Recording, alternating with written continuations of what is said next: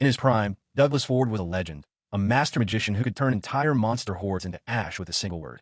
Back in those days, he commanded the flames of wrath to decimate anything that stood in his way. His signature move, Salamander, was a massive wall of fire that left nothing but scorched earth behind. People called him the strongest, a man whose power was as terrifying as it was awe-inspiring. Most of his glory days were spent in Balzac, the bustling capital where every adventurer dreamed of making it big. He clawed his way to the top of the ranks, earning a title that everyone in the city recognized. He spent his youth taking down massive dragons, fully expecting to spend the rest of his life as a hero. But things change. 10 years later, that legendary strength is nothing but a distant memory. Now, a cat working the guild counter casually tells him that his license is being revoked. Douglas can only stare in shock as the car that defined his entire life is declared invalid. At 37, the once great magician is officially unemployed and stripped of his identity. He stands outside the guild in Balzac, realizing just how much he's lost over the last decade. He tries to plead his case with Dean, the guild clerk, begging for the revocation to be canceled. Dean just looks at him like he's lost his mind, unable to believe he's actually trying to argue. The guild's stance is firm. The former hero has failed too many quests recently, and they can't afford to back him anymore. It all comes down to a point system where every failure drags down the reputation of the entire organization. While success brings benefits, failing a mission puts the guild master's own position at risk. Douglas bows his head, forced to accept that his presence has become a liability to his peers. On top of that, his body is failing him, plagued by constant aches and chronic pain from decades of fighting. A year ago, he caught a strange disease that permanently lowers his max HP every time he casts a spell. The doctors were blunt about it. If he keeps using his skills, he's eventually going to die. He spends his nights alone, weighing the choice between giving up his life's work or dying for it. With no family and no other skills to his name, the prospect of retirement is a complete nightmare.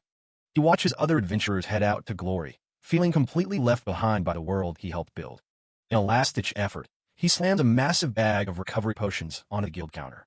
He tries to convince the clerk that he can compensate for his lack of stamina if they just give him one more chance. Dean sighs and breaks down the stats. Despite being level 68, the magician has the health pool of a complete rookie. His HP is stuck in the single digits, meaning even a minor scratch would probably kill him instantly. He finally gives up, walking away from the counter with nothing but his pride in tatters. He spots the guild master and thinks maybe his old boss will show him some compassion. But the man just gives him a cold, hard stare that says everything his voice won't. He tells Douglas to stop making a scene and just accept that his time is over. Other adventurers in the hall start whispering, laughing at the fallen legend as he passes by. The master claims they're doing this for his own good, so he doesn't end up dying a meaningless death. He can only grip the edge of the counter, his legendary status reduced to a pile of paper. He walks out into the sunlight of the capital, a man who has lost his place in the world. He ends up on the streets, broke and without any decent gear left to his name. There's nothing left for him at Balzac, so he decides to pack his bags and leave for good. As he's leaving, he runs into the current top party, the same group that kicked him out months ago. They're all 20 years younger than him, and have improved at speed he can never match. He tries to sneak past, but fate isn't that kind, and they spot him in the middle of the street.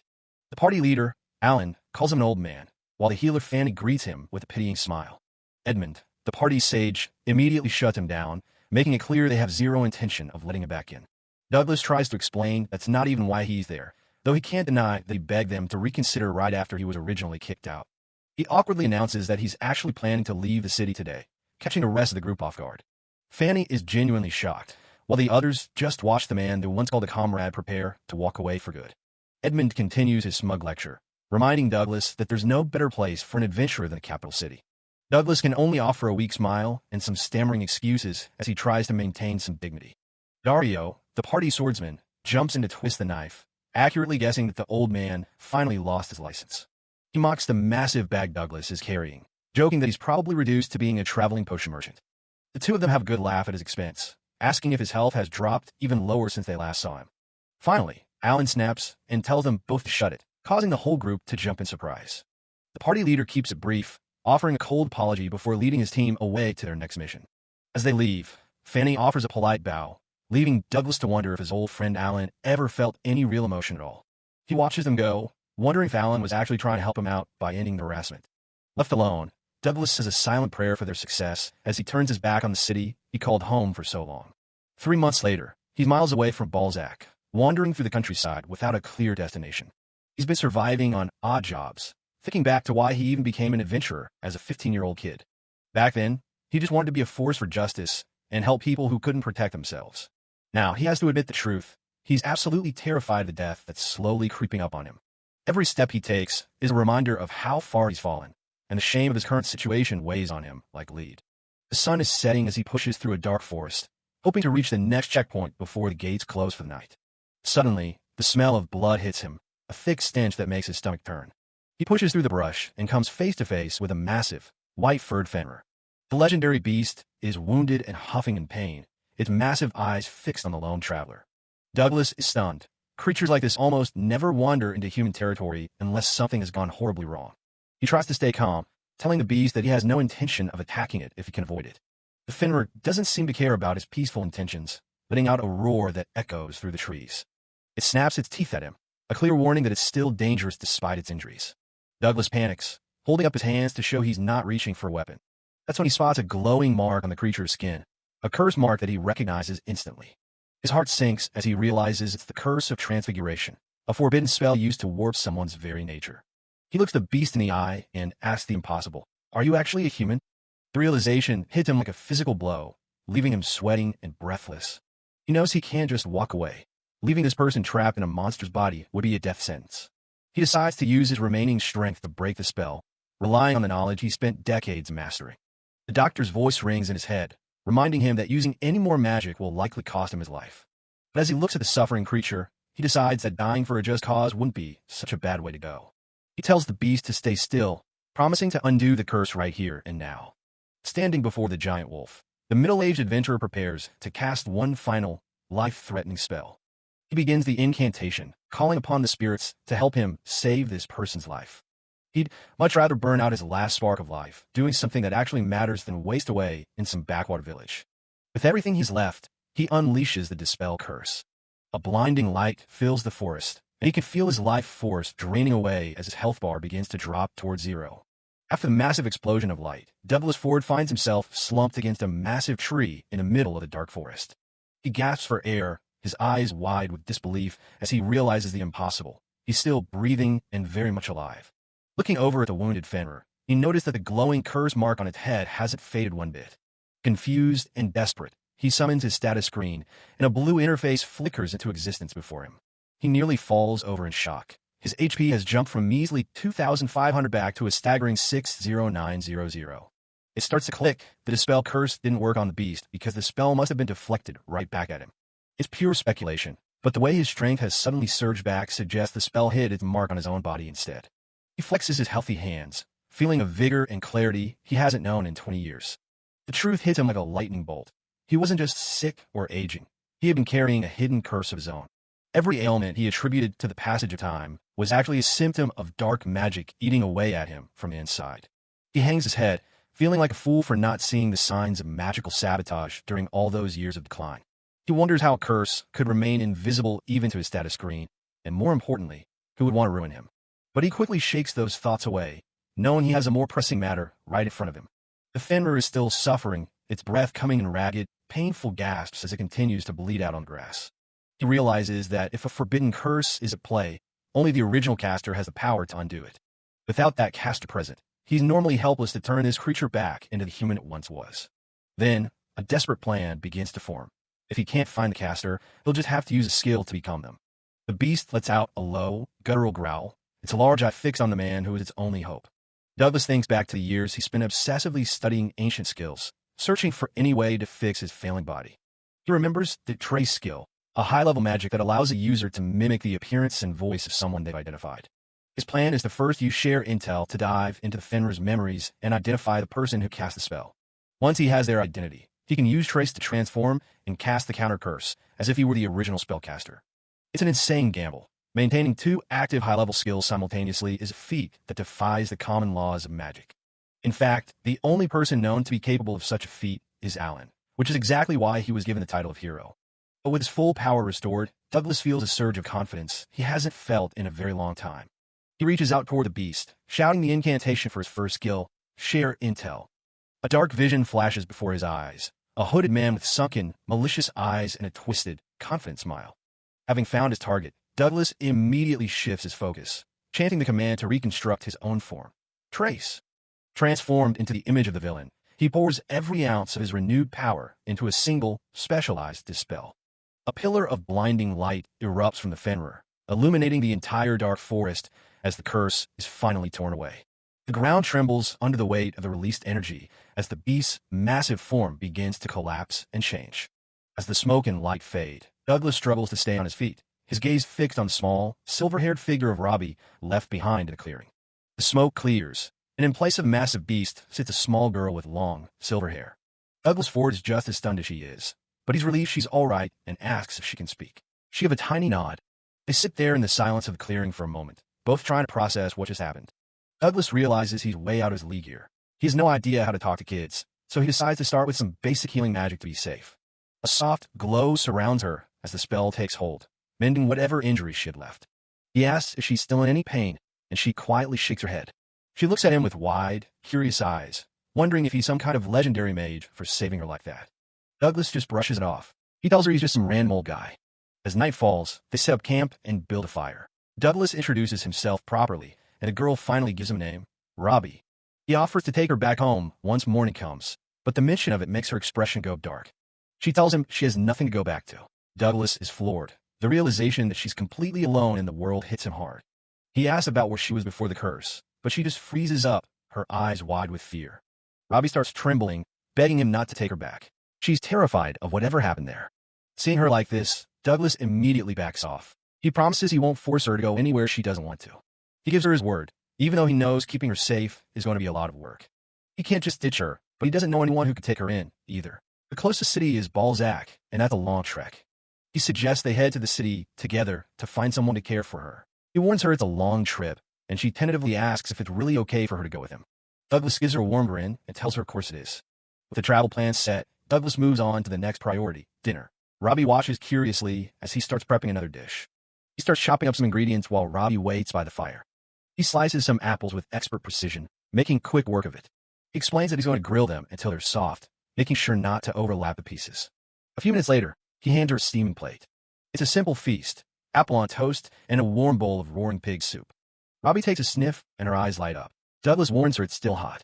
She takes a big bite. Her face lights up immediately. It's clearly the best thing she's ever tasted. Douglas can't help but laugh, happy to see her enjoying herself. He takes a bite of his own, the crunch satisfying after a long day. The sweet and sour of the grilled apple is a perfect match for the dry bread. The soup is just as good, rich with flavor from the jerky fat. Suddenly, Robbie lets out a little cry, catching Douglas completely off guard. He panics, thinking she's hurt or that something's wrong with the food. He starts rambling, asking if she's in pain or if she didn't like the meal. Robbie shakes her head, tears welling up in her eyes. It's not that she hates it. It's just so delicious that she can't help it. She looks him in the eye and thanks him for saving her life. Douglas is quiet for a moment. He always wanted to live for others and do the right thing, but seeing how much this meant to her hits him differently. Under a vast, starry sky, their journey together officially begins. The next morning, Robbie wakes up feeling guilty for sleeping so long while he stood watch. Douglas just tells her not to worry about it. Growing kids need their rest. Before they set off, Douglas pulls out a large leather bag. Robbie watches, confused, as he starts working on the material. He uses some rope to fashion the bags into makeshift shoes for her. It's not much, but it'll protect her feet. Robbie is clearly touched by how much he cares. As they finish packing up, Robbie notices something shining in grass and holds it up. Douglas's eyes go wide. He recognizes that dragon's ruby necklace anywhere. Douglas holds up the necklace Robbie found, asking if it looks familiar to her. He examines it closely. It's clearly a high-end magic accessory, and finding it this deep in the mountains is definitely suspicious. Robbie just shakes her head. She doesn't remember a thing about it. He asks if she wants to wear it, but she quickly declines. They decide to just sell it for some quick cash when they reach town. Checking a map, they're way up in the northern region of the Reef Kingdom. To reach the capital, Balzac, they'll have to trek all the way south. The north is basically just endless forest and wilderness with zero roads, so it's going to be a rough walk. As they travel, Douglas finds himself talking way more than usual. He's always been a loner, but having Robbie listen so intently to his old travel stories actually feels nice.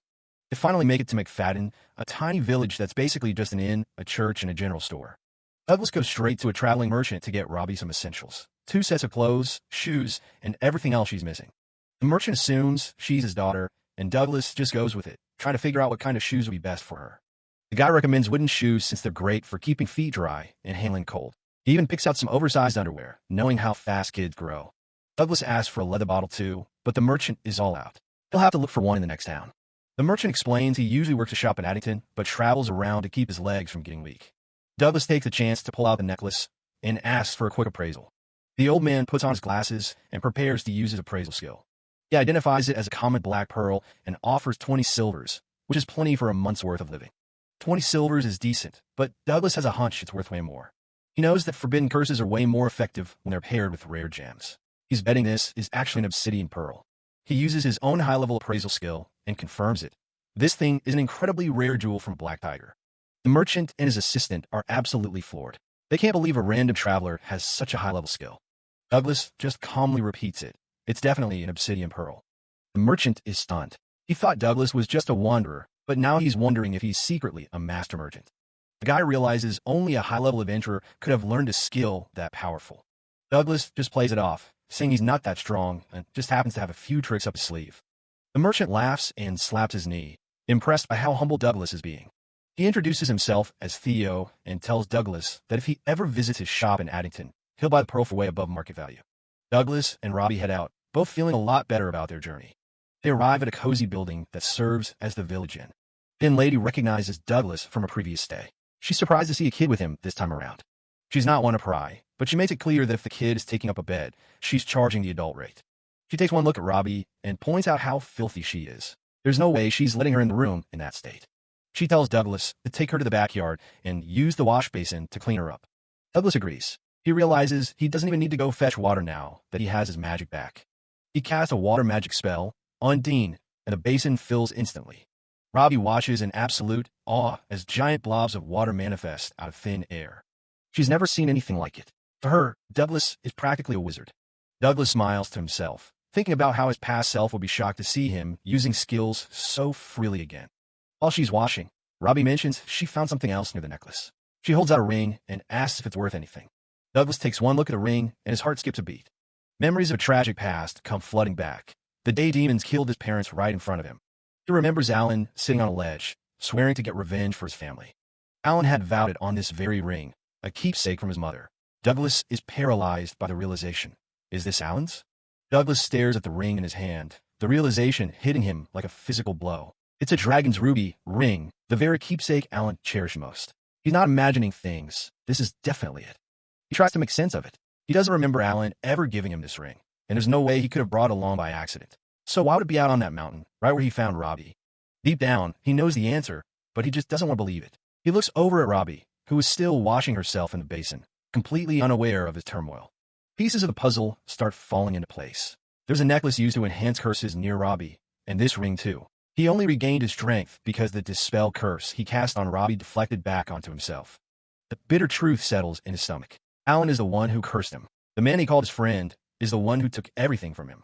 He remembers the look on Alan's face when he left, the way he seemed to enjoy Douglas's misery. Why would he help him back then just to condemn him to such a wretched fate? It's even worse than just being terrible. It's sadistic. He can't believe an old friend made him lose his adventurer's license and practically turned him into a living corpse. Robbie suddenly splashes water, snapping him out of his dark thoughts. He wonders what he could have possibly done to make him so angry. He has no idea. He guesses he's just insensitive, unable to even tell when someone genuinely hates him. Robbie looks up, noticing the strange expression on his face. She asks what's wrong, sensing that something is bothering him. He forces a small, tired smile and tells her it's nothing, that he's fine. But he's a terrible liar, and they both know it. Robbie isn't buying it. She tells him he's making the same face he usually makes when he's in pain. She can see right through him. Douglas is caught off guard. He realizes he's way too bad at lying, especially to a kid as sharp as Robbie. He needs to be more honest with her. He sighs, watching the water ripple in the basin. She's right. There's no point in hiding his feelings anymore. He owes her the truth, or at least a part of it. He kneels down beside her and asks her to listen. He's decided to be more open with her from now on. They're in this together, after all. He tells her that this ring was very important to an old friend of his. Because of that, they're not going to sell it. He needs to keep it for now. He explains that one day, they will return this ring to its rightful owner. And when that happens, he'll be sure to ask exactly why he was cursed. He's determined to get answers. Robbie gives him a soft, understanding look. She's just happy that he's talking to her again. Suddenly, a voice from behind startles them both. It's the lady, and she's not happy about the mess. The lady scolds Douglas for getting water everywhere. She tells him to go freshen up himself and offers to help wash Robbie properly. She's a bit bossy, but her heart is in the right place. She points out that Robbie is a girl and that Douglas needs to be more considerate of her needs. He realizes she's right and feels a bit embarrassed. He heads off to take care of himself. Douglas scratches the back of his head as he walks away. He thought it would be fine since she's still just a kid, but he clearly has a lot to learn about being a parent. He needs to try harder. A little later, Douglas is clean and shaven, looking much more like his old self. He's waiting for Robbie to finish her makeover, still feeling a bit guilty about his lack of consideration. Suddenly, the door opens and Robbie steps out. She's been transformed. Her long, tangled hair has been trimmed into neat bangs, and she's wearing the new clothes Douglas bought her. The lady proudly presents her work. Robbie looks adorable, like a completely different person. She's blushing slightly, clearly pleased with her new look. Douglas is speechless. Douglas manages to find his voice and tells her she looks very childlike and cute. Robbie beams at the compliment, while the lady smiles, satisfied with the results. It's a rare moment of peace for them. They head to the common room for a meal. Then Lady brings them some food and starts chatting. She was wondering why Douglas was staying in such a small village again, but now she thinks she knows the reason. She assumes he was traveling to pick up his daughter. Douglas doesn't correct her, just listening to the chatter of the other guests. He's starting to get used to the idea of being a father figure. Then Lady tells Robbie it must be fun traveling with her dad. Robbie looks up, a bit surprised by the word dad. She hasn't had any family for a long time, so it's a strange but nice feeling. Douglas watches her, wondering what she's thinking. Robbie had told him she didn't have any family before. He wonders if she misses her real father or if he's already gone. He realizes he still hasn't properly asked her about her past. He didn't want to prod at the wound, knowing how painful it can be. He'll wait until she's ready to talk about it. He takes a sip of his drink, his thoughts drifting. They'll be traveling together for a few months still, even if they'll be parting ways once they reach Balzac. That's the plan, anyway. But he feels like completely distancing himself from her would be a little cruel. She's been through so much, and she's finally started to trust him. He's not sure how he should treat her, but he wants to do right by her. He looks at Robbie's blushing, happy face and makes a decision. He'll take it one step at a time. He'll be there for her as long as she needs him. That's the least he can do. He guesses it should be fine if he slowly gets close to her. He looks at their feet under the table, her new shoes next to his worn boots. They're a strange pair, but maybe that's exactly what they both need right now. Douglas lies on the bed, staring at the ceiling and trying to figure out how he's going to make a living now. He looks over at Robbie, who's sound asleep beside him, and realizes he has a lot more than just himself to worry about now. Later, down in the common area, he pulls out a few coins, the very last of his savings. He tells Robbie they can head back to the room once she's done eating, and she thanks him for the meal. They spend the next few days traveling south until a massive estate comes into view. They finally arrived in Addington, the famous town of benevolence, where he's hoping to find some steady work. Most well-sized cities have orphanages, but the one here, run by a man named Matlock, is unusually fancy. As they walk through town, the locals can't stop raving about the director using his own wealth to fund the place. Douglas thinks it's great there are such good people left in the world, while Robbie just stays quiet. A fancy carriage rattles past them, catching the little girl's eye as they navigate the busy streets.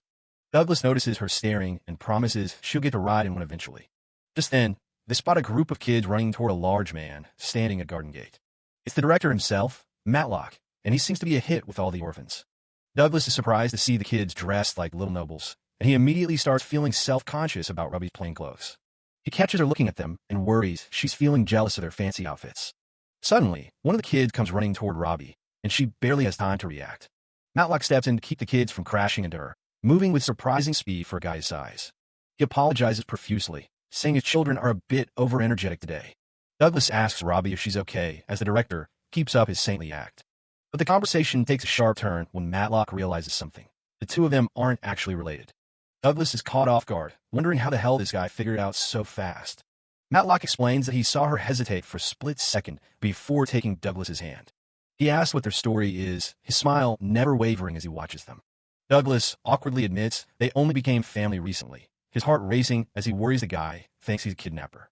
Matlock sighs, commenting on how drastically Douglas's life must have changed to be traveling alone with a child.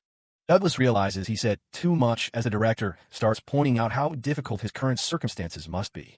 The man formally introduces himself as Matlock and offers to lend an ear if Douglas needs help.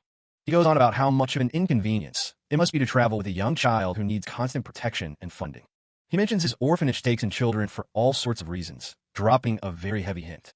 Realizing the guy is suggesting he dump Robbie there, Douglas panics, grabs her, and makes a run for it.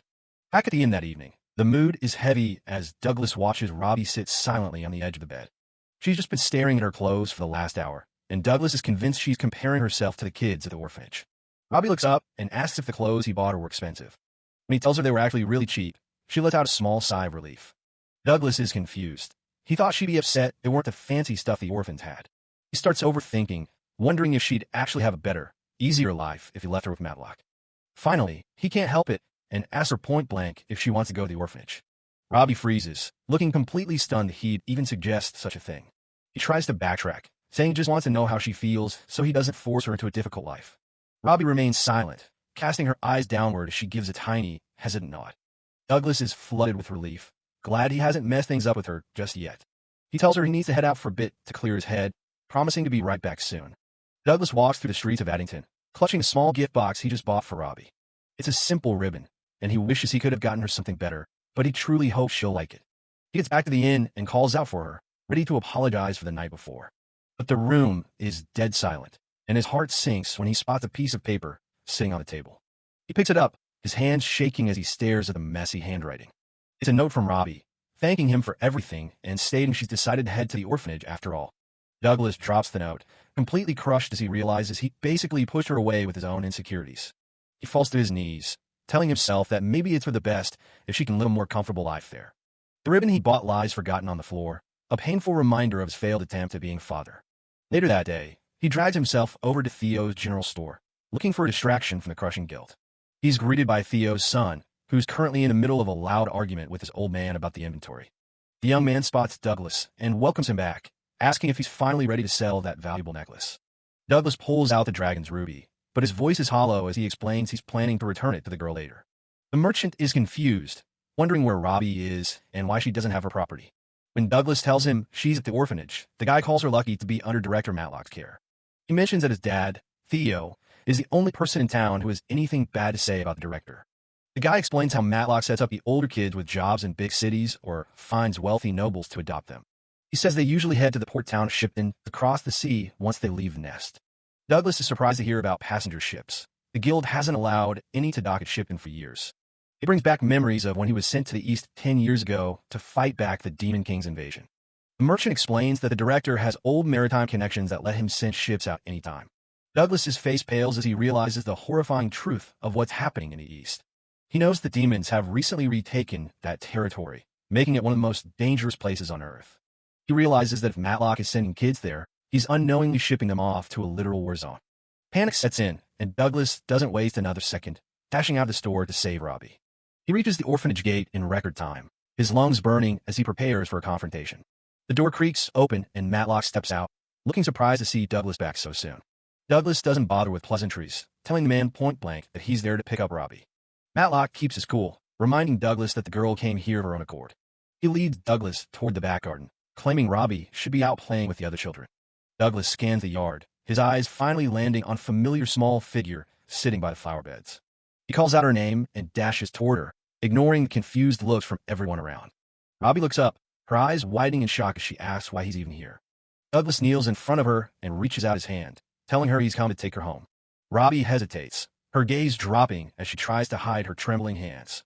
She tells him that if she stays with him, she'll just be a burden, and those words cut Douglas deeper than any blade. He realizes that Matlock's twisted words about parenting had sunk deep into her heart. He feels sick knowing that his own hesitation made her believe she was nothing but a problem to him. He remembers all the time she looked at him with that same worried expression, thinking her very existence was an inconvenience. Douglas bows his head, his voice cracking as he tells her just how sorry he is for making her feel that way. He admits he was only thinking about his own insecurities and completely failed to see how she was suffering. Looking her in the eyes, he tells her he's never once thought of her as a burden and asks if she'll come back to him. Robbie looks up at Douglas with tear-filled eyes, asking in a small voice if she really isn't a burden to him. Of course not, Douglas replies instantly, pulling her into a tight, protective embrace as she finally lets go of her fears. Robbie buries her face in his shoulder, sobbing as she admits that she never actually wanted to leave him. The touching moment is interrupted by a slow clap from Matlock, who mocks them with a fake display of being moved to tears. Matlock suggests they've had enough of spectacle and offers to guide them to the exit of the orphanage. But Douglas doesn't move, his expression hardening as he asks the director why he's really sending children to the eastern continent. Matlock smiles, claiming it's a wonderful place and that the children he's sent there are living happily in a festive atmosphere. He paints a picture of a vibrant city where every day is a celebration, but Douglas knows better than to believe a single word of it. Douglas's jaw tightens. He's seen the reality of the East with his own eyes, and it's nothing like the director's lies. He reveals that the eastern continent fell to the Demon King's elite 3 years ago, with the city of Bourbon now firmly under their control. Matlock laughs off the accusation, insisting that he's visited the city himself and that visitors are never allowed to leave anyway. Douglas stares him down with a cold, unwavering gaze, repeating that he has seen the truth of that city for himself. Sensing the shift in tone, Matlock suddenly turns to the other children in the yard and tells them to return to the mansion immediately. Douglas notes the sudden evacuation, realizing the director is clearing the area so he can deal with him without witnesses. Matlock's facade finally cracks, his face twisting into a sneer as he declares he won't let Douglas soil his precious merchandise. A group of armed thugs emerges from the shadows, surrounding Douglas and Robbie with weapons drawn. Douglas pulls Robbie behind him, warning her to stay close and remember what's about to happen. His eyes blaze with a terrifying intensity as he prepares to show these people why he was once a top-tier adventurer. Robbie watches him with wide, fearful eyes, clutching her cloak as the tension in the air reaches a breaking point. Matlock screams for his men to kill Douglas, but Douglas is already chanting a powerful spell, calling upon the frost of the goddess. Matlock stumbles back in terror, unable to believe that a man who looked like a simple commoner can wield such high-level attack magic. Douglas steps forward through the mist, coldly telling Matlock that he could just leave him here to freeze to death with the rest of them. Matlock tries to call his bluff, stammering that Douglas doesn't have the face of a killer, but he's met with a bone-chilling grin. Douglas's expression is so predatory that even he realizes he might have overdone it with the creepy look. He tells Matlock that a confession isn't even necessary, as there are clearly others here who know exactly what he's been up to. Under the pressure of Douglas's gaze, Matlock snaps, blabbing about how he sold the children to brothels and perverted nobles. He then starts screaming for the police to help him, acting like he's the victim as several town guards rush onto the scene. Thinking the guards are his salvation, Matlock's confidence returns as he prepares to launch a fire spell of his own. He calls upon holy fire spirits to lend him their wrath, unleashing a salamander blast directly at Douglas. He gloats that as long as Douglas is dead, everything can be swept under the rug and life will go back to normal. But Douglas doesn't even flinch, his hand already glowing as he prepares to counter the director's mediocre magic. A massive explosion of light and sound fills the yard as the two spells collide, or rather, as Douglas effortlessly bypasses the flames. Matlock stares in disbelief as Douglas emerges from the smoke completely unscathed, the salamander spell having done nothing. Desperate and cornered, Matlock begins to babble an apology, begging for mercy as Douglas closes the distance in a blur of motion. Douglas isn't interested in apologies. He delivers a devastating punch that sends the corrupt director flying backward with a sickening boom. Matlock hits the ground and slumps against the wall, completely unconscious and thoroughly defeated.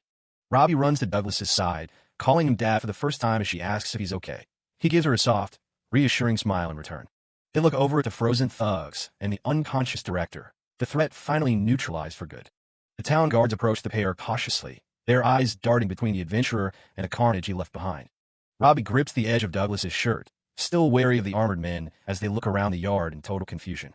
One of the guards asks what on earth happened here, signaling the end of Matlock's reign of terror over the orphanage. The military police manage to find Matlock's secret ledger, which includes a full list of his clients. Thanks to that, they finally decide to take Douglas's word for what happened. Volunteers are stepping up to care for the orphans for now. Douglas is just glad the kids ended up in a town that actually cares enough to look out for them. Back at the inn, Robbie is acting a bit hesitant as they settle into their room for the night. Douglas hands her a squished-looking box, telling her it's a present he picked out just for her. She opens it to find a brand-new ribbon. Douglas explains he felt bad for her having to wear such plain clothes, so he went out and bought it after he left her earlier. They both start apologizing at the same time, Douglas for strange behavior, and Robbie for leaving without saying a word. Robbie shyly asks if she can put it on right now, and Douglas agrees to help her. He carefully ties the ribbon into her hair while she sits at the desk. It suits her perfectly, and Robbie can't stop smiling as she thanks him. Douglas asks if she was feeling a bit jealous when she saw those other kids at the orphanage in their fancy dresses. Robbie's face goes completely red as she stammers out denial. Douglas is a bit confused by the intense reaction, not sure why she's so flustered. Turns out, she wasn't looking at the dresses, she was just really curious about all the snacks the other kids were eating. Douglas can't help but laugh. He's just relieved she's happy. He realizes he still has a lot to learn, both as a person and as a father figure. The night is still young, so they decide to just sit by the window and enjoy the moonlight together for a while. The next morning, Douglas explains that the military police want them to stay in town for a few more days while they wrap up the incident. While they eat breakfast, he mentions he'll be doing some odd jobs for travel money and asks if Robbie wants to wait at the hostel. Robbie immediately says she wants to stay with him, though she's worried she'll just be bother. Douglas doesn't hesitate. He tells her to come along, which catches her by surprise. He promises her that she's actually safest right by his side where he can protect her. He suggests that it might be better if they keep pretending to be a family while they travel to avoid any repeats of what happened with Matlock. And he drops the big question, would she be okay calling him dad from now on? Robbie is completely stunned, her eyes going wide as she processes the suggestion. She's so flustered, she can barely speak, but Douglas tells her there's no pressure and to just give it a try. She quietly tests out the word, calling him dad for the first time. Now it's Douglas's turn to get embarrassed. It's a little awkward, but it makes them both a bit shy. 2 days later, it's quest day. They've joined a group heading into the woods, but not everyone is happy about a kid being there. The vigilante leader starts screaming at Douglas, thinking he's taking the quest way too lightly by bringing Robbie along. Douglas stays calm, promising they won't cause any trouble, though the leader seems like his complete polar opposite. The mission is a public quest. The task is to hunt down a red-eyed dragon. Public quests are usually much more difficult than regular ones, but the trade-off is that they can be accepted even without an official license. Red-eyed dragons are notoriously aggressive, especially when they wake up from hibernation and start looking for human settlements to snack on. Around midday, the group finds a good clearing to stop for lunch. Robbie happily digs into a sandwich that Douglas prepared for her. Douglas mentions he borrowed the hostel's kitchen that morning to make the egg sandwiches and meatball soup. Noish, a young vigilante, smells the food and comes over, asking what they're eating. Even though the vigilantes were pretty rude earlier, Douglas offers to share the soup to help everyone warm up. Douglas tells them not to worry about their earlier behavior, saying it's normal to be cautious of strangers on job. The vigilantes are blown away by how good the food is, realizing they might have judged Douglas too quickly. Meanwhile, the vigilante leader sits off to the side by himself, looking as grumpy as ever while he sharpens his blade. Noish tells Douglas to just ignore the beard guy and focus on talking to the rest of them instead. Douglas feels a bit awkward after the suggestion, admitting that singling the leader out might not have been the best move. He's curious about the group's dynamic. He wonders why Noish seems so hesitant about his own leader. Suddenly, Douglas gets a sharp glare from the man in question, and he immediately feels a jolt of tension. The vigilante leader looks down at his men, frustrated that they're so easily swayed by a few scraps of food from a stranger. He starts shouting at them, telling the group to get a move on and stop wasting time. The younger vigilantes immediately scramble to their feet, terrified of his temper. Noish sighs, whispering to Douglas that this is exactly what he meant earlier. The group moves deeper into the forest, leaving the comfort of the clearing behind. As they walk, Douglas notices something odd about the ground. He stops and calls out to the group, pointing toward a set of tracks that definitely weren't made by a dragon. He picks up Robbie and dashes forward to get a better look at the massive footprints. His expression turns serious as he realizes exactly what they are. The rest of the group catches up, and they're shocked by the size of the monster track. It's absolutely enormous, far bigger than anything they expected to see. One of the vigilantes thinks they're lucky because red-eyed dragons often steal nests from other creatures, so they must be close to their target. But Douglas doesn't share their optimism. He looks at the footprint again and firmly tells the group that they need to turn back immediately. The vigilante leader scoffs, telling Douglas to quit poking his nose where it doesn't belong and dismissing the tracks as just some bored deer. Douglas points out the specific details of the print, how the front hooves are round and there's no dew claw, which rules out a deer or a boar. He explains that the only creature with a footprint like this is a unicorn, a legendary mythical beast that humans rarely ever get to see. Noish wonders why they need to turn back just because of a unicorn, especially since they're usually cautious and shouldn't be a problem if they aren't attacked. Douglas clarifies that he's not worried about the unicorn itself. He's worried about why it was running so fast that it forgot to hide its own tracks. That would only happen if the mythical beast was being chased by a monster massive enough to devour it. The realization sent a wave of fear through the younger vigilantes. The vigilante leader calls him ignorant, claiming he's never heard of anything like that before and that Douglas is just talking nonsense. Douglas stays calm and tries to reason with him, saying that fighting an unidentified monster puts them at a massive disadvantage and could get someone killed. The leader loses his temper completely and tells Douglas to shut the hell up. He's done listening to what he thinks are just cowardly excuses. He accuses Douglas of chickening out and just wanted to save face before he runs away alone. The younger guys are stuck in the middle, looking terrified. The leader tells him to just run home if he wants, stomping away deeper into the woods without a second look. Douglas can only watch and go. Douglas looks down at another print, a much larger, more menacing one that's barely visible in the dirt. He knows they're heading straight for a nightmare. Noish apologizes for his leader's behavior and suggests that Douglas and Robbie should at least head back where it's safe. But Douglas refuses to leave the group behind. Noish is surprised, calling Douglas quite the parent. He notices how different he is compared to their grumpy leader, who usually just barks orders. He explains that even though they aren't blood-related, everyone in the group looks up to the leader because he saved their lives countless times. To them, he's like a father. But after years in the Corps, Noish feels like he'll never get along with the guy and is even considering quitting. Douglas listens quietly to his story. He realizes that even if the leader is gruff, he's acting that way because he feels a deep responsibility to protect the younger members. It's a dynamic Douglas now understands. Douglas calls out to Noish, wanting to share what he's realized. He's starting to see the leader in a different light, despite his hostility. He tells Noah that the leader probably seems so awkward because he's constantly focused on everyone's safety above all else. Douglas points out that the man was keeping watch while they ate and immediately led from the front once they hit the mountain path. He's not a hater, he's just protective. Noah is a bit stunned by the explanation, looking away and reflecting on his own role in the group. He feels like he's just a burden who can't even do his part. He looks at Robbie and wonders if there's really any difference between them.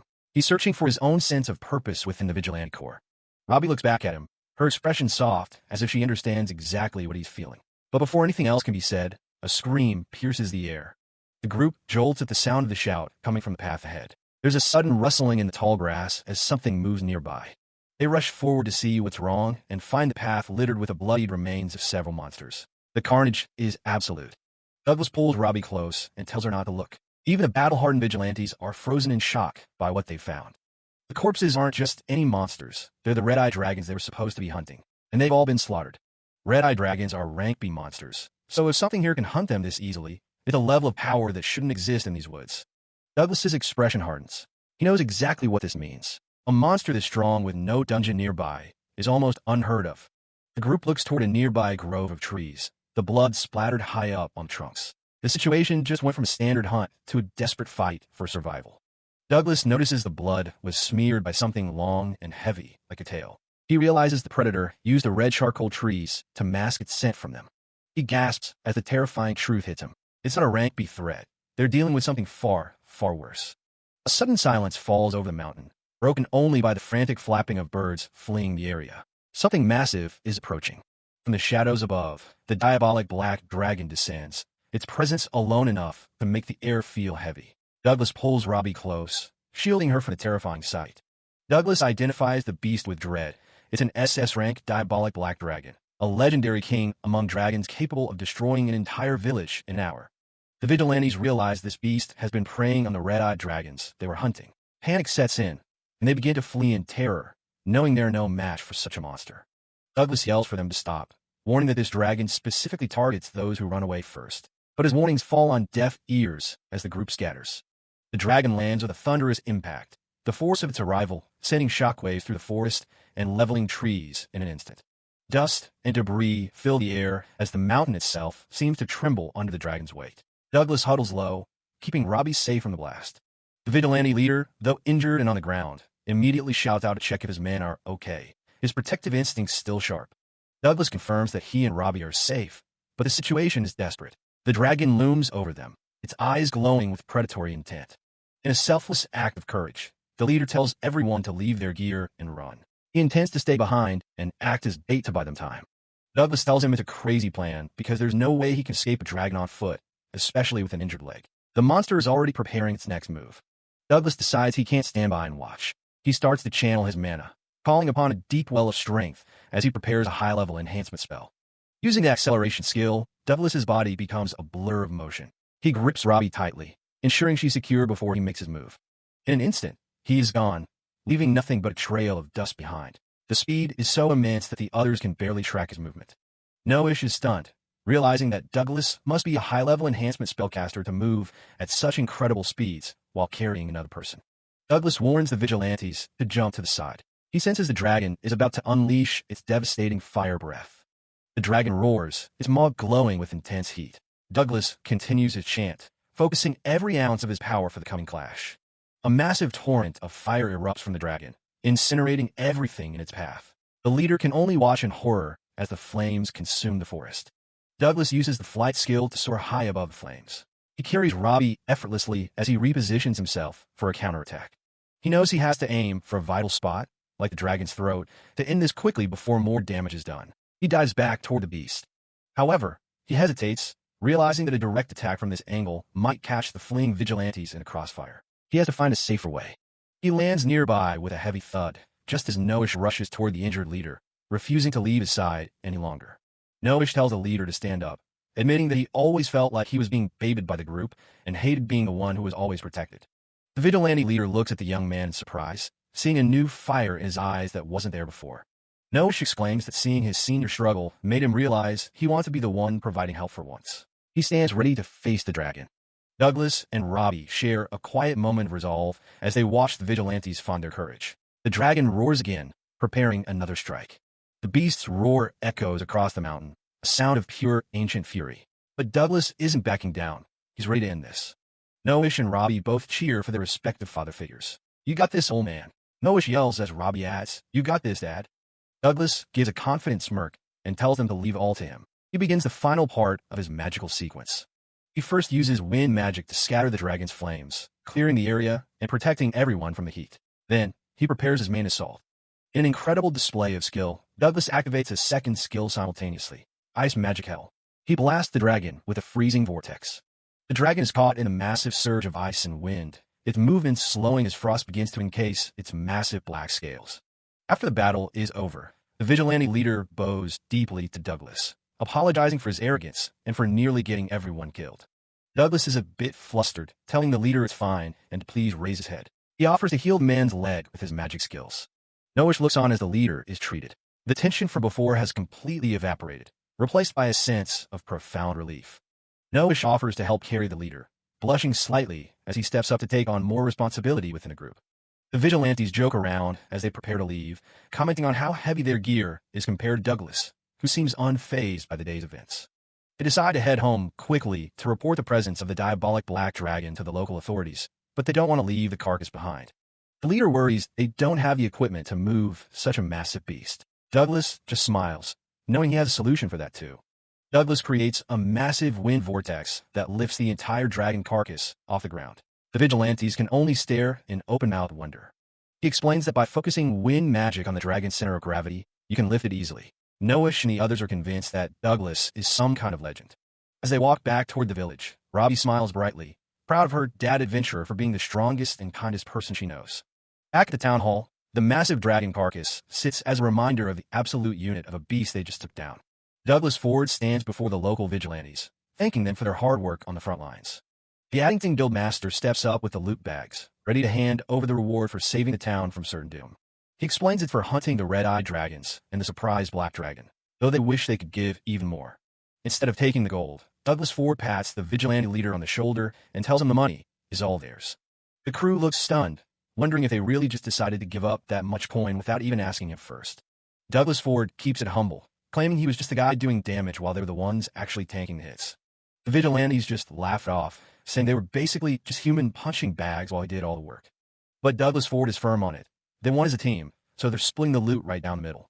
The leader can't help but smile, clearly impressed by this guy's character.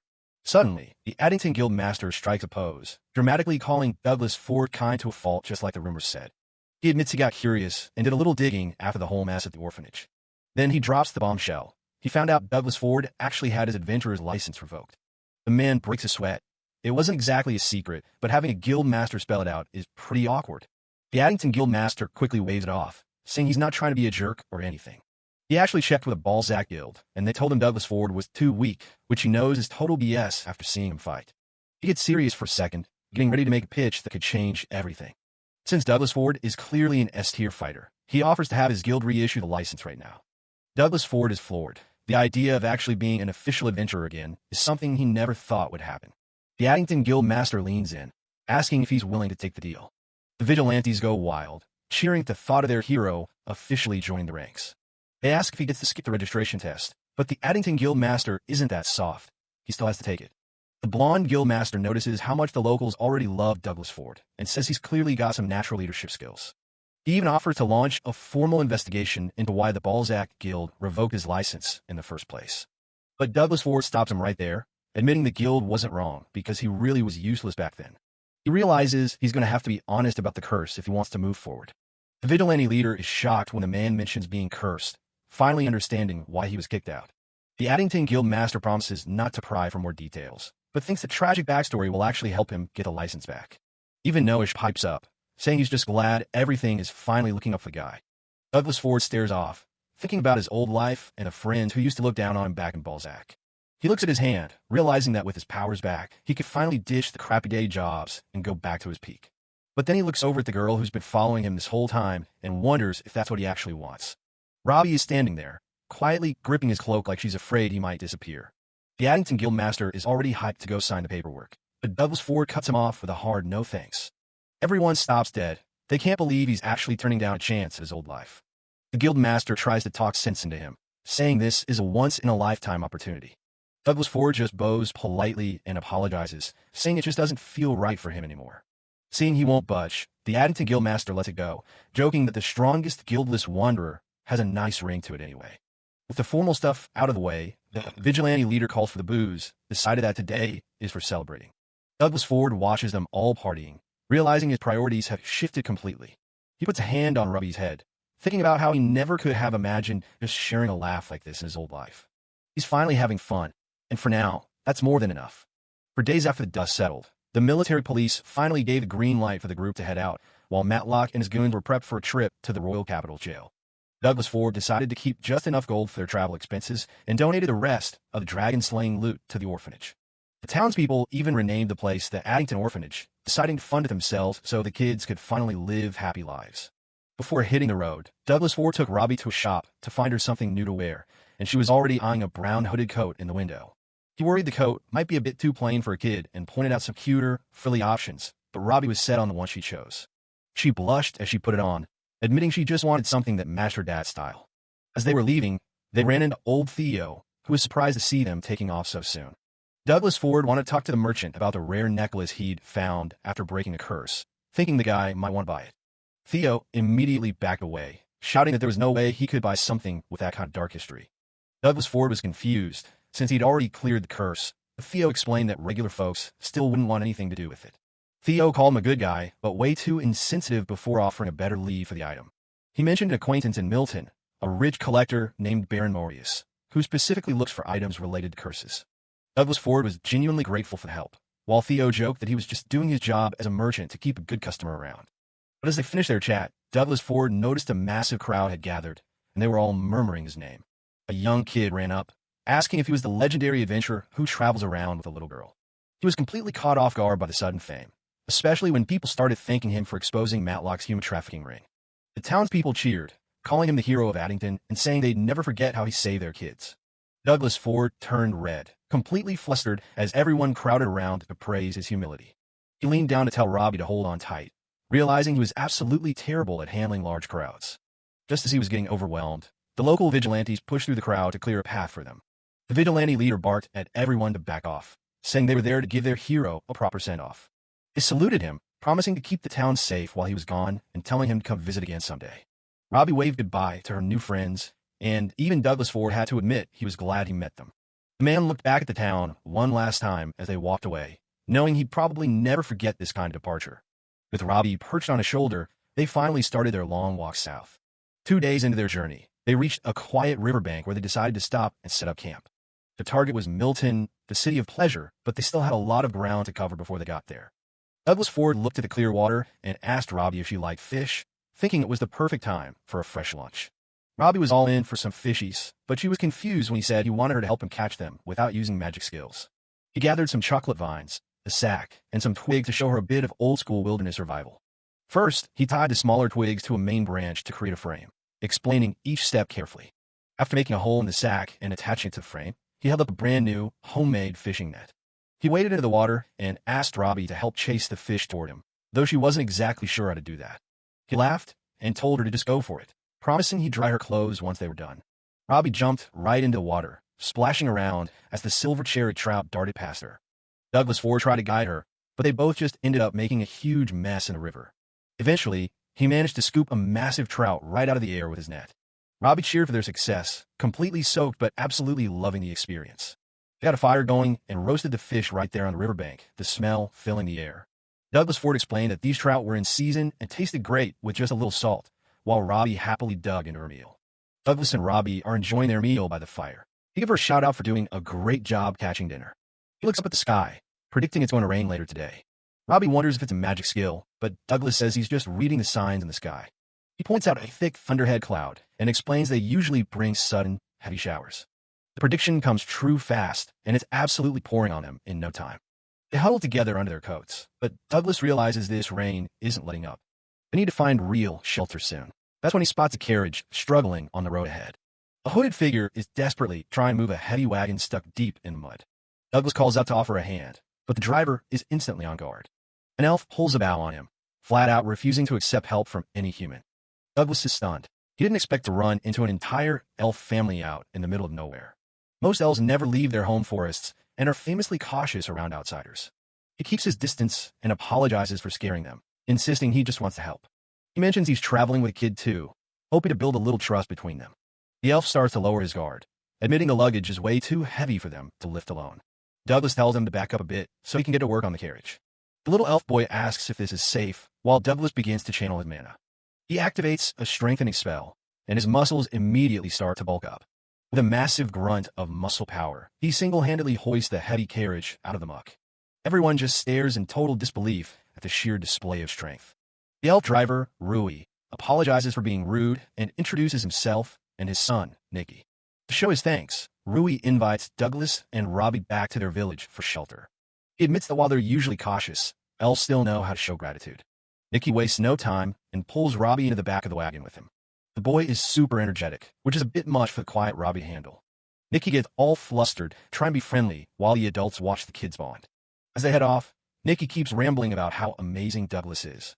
Douglas watches them with a smile, happy to see Robbie finally interacting with another child. He remembers how she was always alone at the orphanage and knows how hard it is for her to be social. The horses pull them through the rain as they approach the hidden settlement. They've arrived at Floria, a breathtaking village built directly into the massive forest trees. Rui's wife welcomes them, offering a place to stay since the rain is still heavy. The elves use wind magic to instantly dry their soaked clothes. Rui tells them not to worry about being a burden, since parents should look out for one another. Douglas is humble about the praise, just glad they could help out. They're invited inside to rest and share a warm meal with the family. A massive, delicious spread is laid out for their unexpected guests. Over dinner, Nikki is dying for adventure stories and asks if Douglas has ever seen a mermaid. He describes a time he reinforced the Navy and heard the beautiful voices of mermaids. Nikki is absolutely hooked and immediately starts asking about dragons next. The boy is having the time of his life listening to these legendary tales. Rui has to tell him to calm down while the rain continues to hammer the forest village outside. Rui thanks Douglas, saying they've all learned quite a bit from him today. He pours another round, admitting that maybe elves have been missing out by staying so isolated. Rui then puts Douglas on the spot, asking how he feels about their people avoiding the outside world. Douglas isn't really sure how to answer such a deep question. Meanwhile, Nikki starts a magical chant. The little guy shows off, conjuring a bright ball of light with a simple shine spell. Robbie is absolutely mesmerized by the glowing orb floating right in front of her. Douglas is impressed, thinking to himself how specialized elves are to learn such practical magic at Nikki's age. Inspired, Robbie asks if she could do it too with enough practice. Douglas is happy to let her try.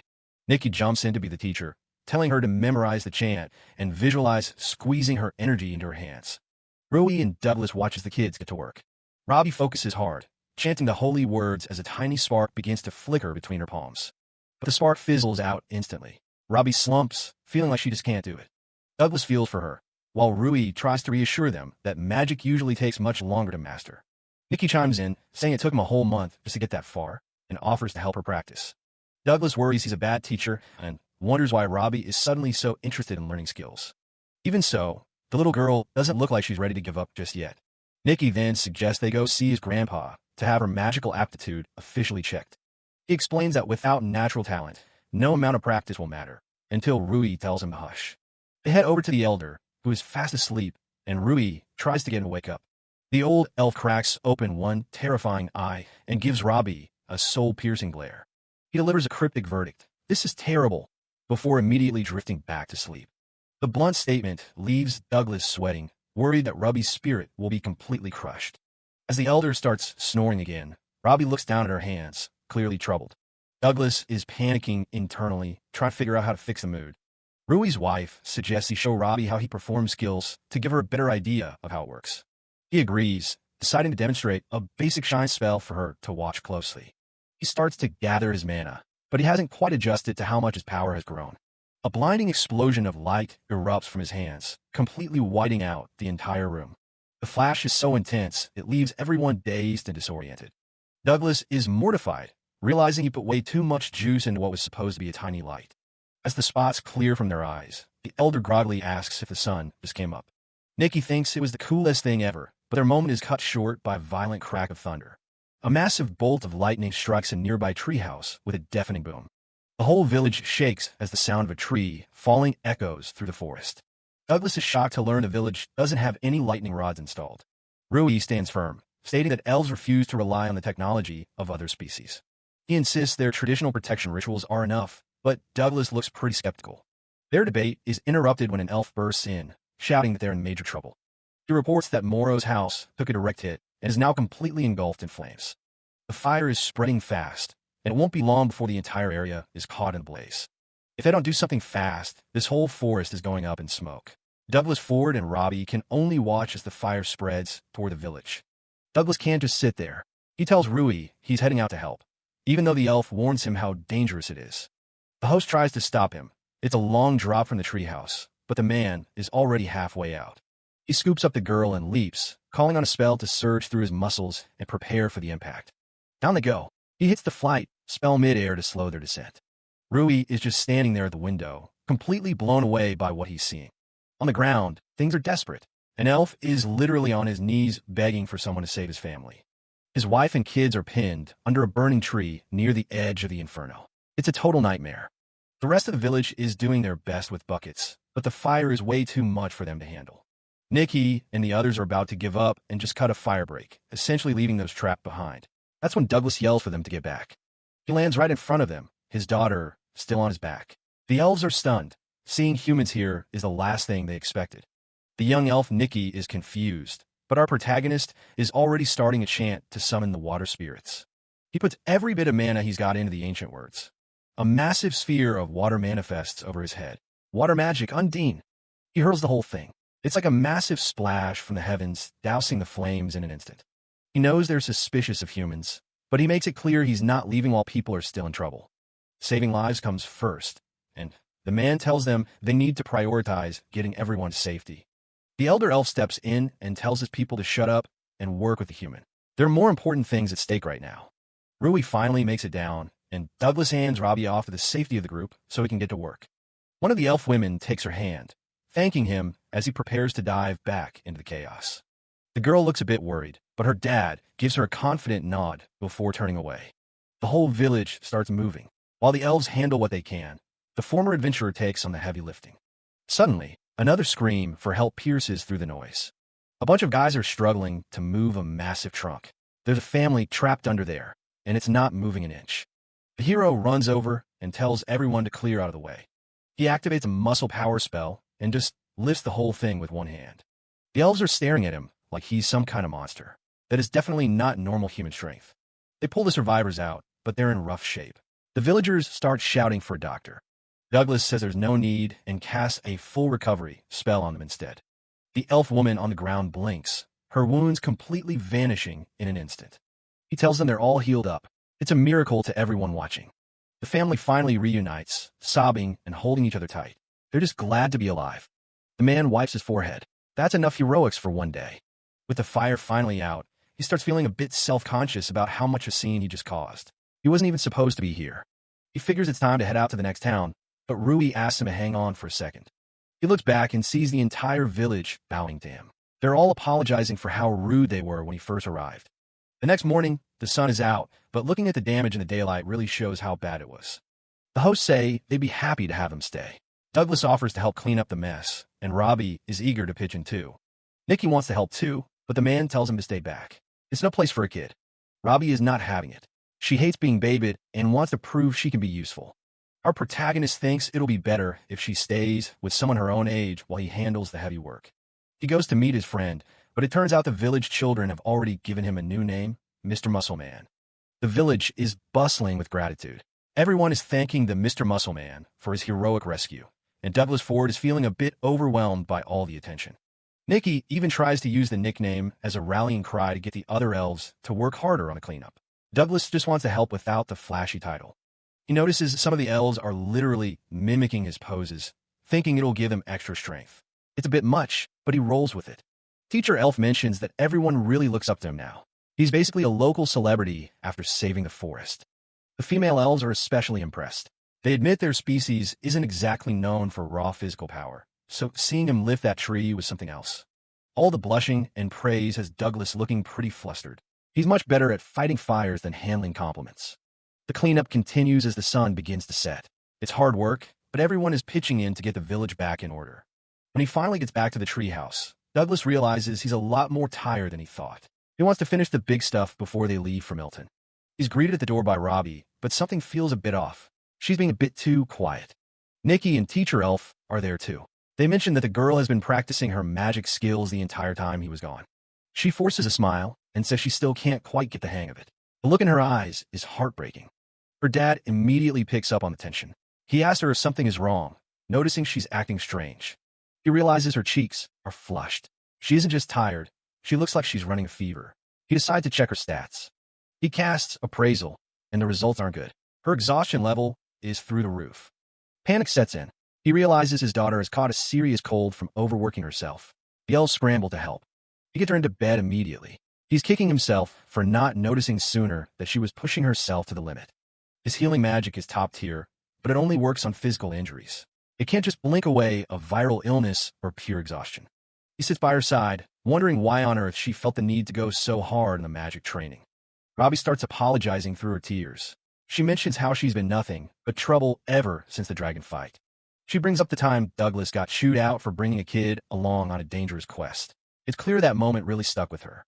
The memory of being called out by the guild members still haunts her. She feels like she's holding him back from being a real hero. She's sobbing now, saying she's just a burden. She wanted to learn magic, so she could actually contribute and stay by his side without being a nuisance. Douglas is stunned. He had no idea she was carrying all this guilt. He tells her firmly that he has never once thought of her as a burden. He realizes he completely misread the situation this morning. He thought she just wanted to play with kids her own age, but she was actually trying to stay out of his way. He thinks back to all the danger he's dragged her through. Maybe keeping her so close for safety was actually hurting her more than he realized. Parenting is turning out to be way harder than any S-rank quest. He tells her that from now on, they'll make decisions together. He asks her to do the same for him. Be honest about her feelings so he doesn't have to guess. They need to find a way to work through this as a team. Robbie nods, still looking a bit down, but she promises to keep trying her best to stop being a burden as soon as she can. He tells her to just focus on getting better for now. Pushing herself like this is only going to make him worry more. Teacher Elf comes back with news that a doctor is on the way. Douglas thanks her, finally able to breathe a little easier. He asks the girl if there's anything she wants to eat. He's willing to cook anything she can name. She asks for the soup he made on the day they first met. It's her ultimate comfort food. He gives her a gentle smile and heads to the kitchen. While he's working, the elf woman brings over a plate of apples carved into the shape of little rabbits. It's a nice touch for a sick kid. Douglas is genuinely impressed by the detail. He asks her if she can teach him how to do it. He knows Robbie would love them. She agrees, telling him he's a wonderful father. He insists he still has a lot to learn and keeps making mistakes. They both agree that raising a child is no easy task, but it's definitely the most rewarding thing a person can do. He starts practicing the apple carving while the soup simmers. It's a lot harder than it looks to get those ears just right. The elf watches him with a smile. It's a quiet, domestic moment after all the chaos of the fire. When the food is ready, he brings it back to the bedroom. He's even got his first attempt at the Mr. Rabbit apples ready. He asks the girl if she's got an appetite. She sits up, looking a little more like her usual self now that her dad is back. He shows her the plate, explaining that some of the apples are from Teacher Elf, but he made the messy ones himself. Robbie looks at the wonky little rabbit ears and can't help but smile. It's exactly what she needed to start feeling like herself again. Douglas Ford points out the poorly carved apples he made at the back of the plate, feeling a bit sheepish about his lack of craft skills. Robbie picks up one of the roughly carved rabbit apples and gives him a sweet, blushing smile, telling him she actually likes these ones more. Douglas Ford is completely floored by her kindness, feeling a surge of warmth in his chest as he watches her enjoy his clumsy attempt at a treat. Time passes as they finish cleaning the debris from the forest fire, and they stay in the village until Robbie is fully recovered from her exhaustion. On the day they are finally set to depart, the Elder Elf asks to perform a skill check on Robbie to see what her future holds. The Elder Elf's hand glows with a soft magical light as he reads Robbie's latent abilities, nodding to himself in discovery. He reassures them that she has a natural aptitude for skills, but notes that her true power is currently sleeping deep within her, waiting for a specific event to awaken it. He reveals that her potential skill power is a staggering 5120, leaving both Douglas Ford and Robbie in complete shock at such a high number. Douglas Ford explains that the average human potential is around 3,000, which makes Robbie's score incredible. Curious, Rui asks what Douglas's own score is. When Douglas Ford admits his potential is only about 900, Rui is flabbergasted, as that number is incredibly low for someone of his strength. After the Elder Elf confirms the reading, Rui can't understand how he's so powerful. The old elf concludes that Douglas Ford must have trained with an intensity far beyond human imagination. With deep respect, the elder elf bows to Douglas Ford, honoring the sheer willpower it took for him to overcome his lone natural potential through years of hard work. The duo stands at the village entrance, sharing a final moment of gratitude with the elves who took them in and cared for them. Little Nicky stands to the side, looking incredibly grumpy and upset about their departure. Douglas Ford thanks them for their hospitality, while Nicky asks if they really have to leave so soon. Robbie adds her own polite thanks.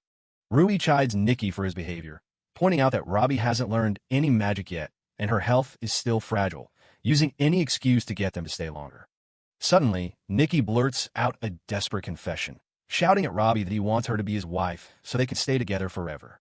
The surrounding elves break into gossip and laughter, while mortified Douglas Ford wonders how he could have been so blind to the boy's crush. Nicky pleads with Robbie to stay in the village, but she remains calm and gives him a firm rejection, simply stating that she likes her dad too much. The poor boy is left standing there, completely stunned and heartbroken by the swiftness of her rejection. The elf women giggle and tease Robbie about her devotion to her father, reminiscing about how they felt the same way when they were young. Douglas Ford feels a bit embarrassed, but deeply moved by Robbie's public display of affection, cherishing the pure love she shows him. As he watches her, Douglas Ford can't help but wonder if he would feel even happier if he were actually her biological father. Nicky collapses into a heap of tears, while Rui tries to comfort him with some tough love advice about heartbreak being a necessary part of growing up. Rui hands Douglas Ford a large net filled with village harvests, a parting gift to sustain them on their journey ahead. Douglas Ford waved a final goodbye, noting that even though their stay was short, it was a truly fun and memorable experience for both of them. The entire village gathers to wave them off as they head out into the forest path. Rui takes a deep breath and prepares to lead the village in one final, loud farewell, counting down for the crowd.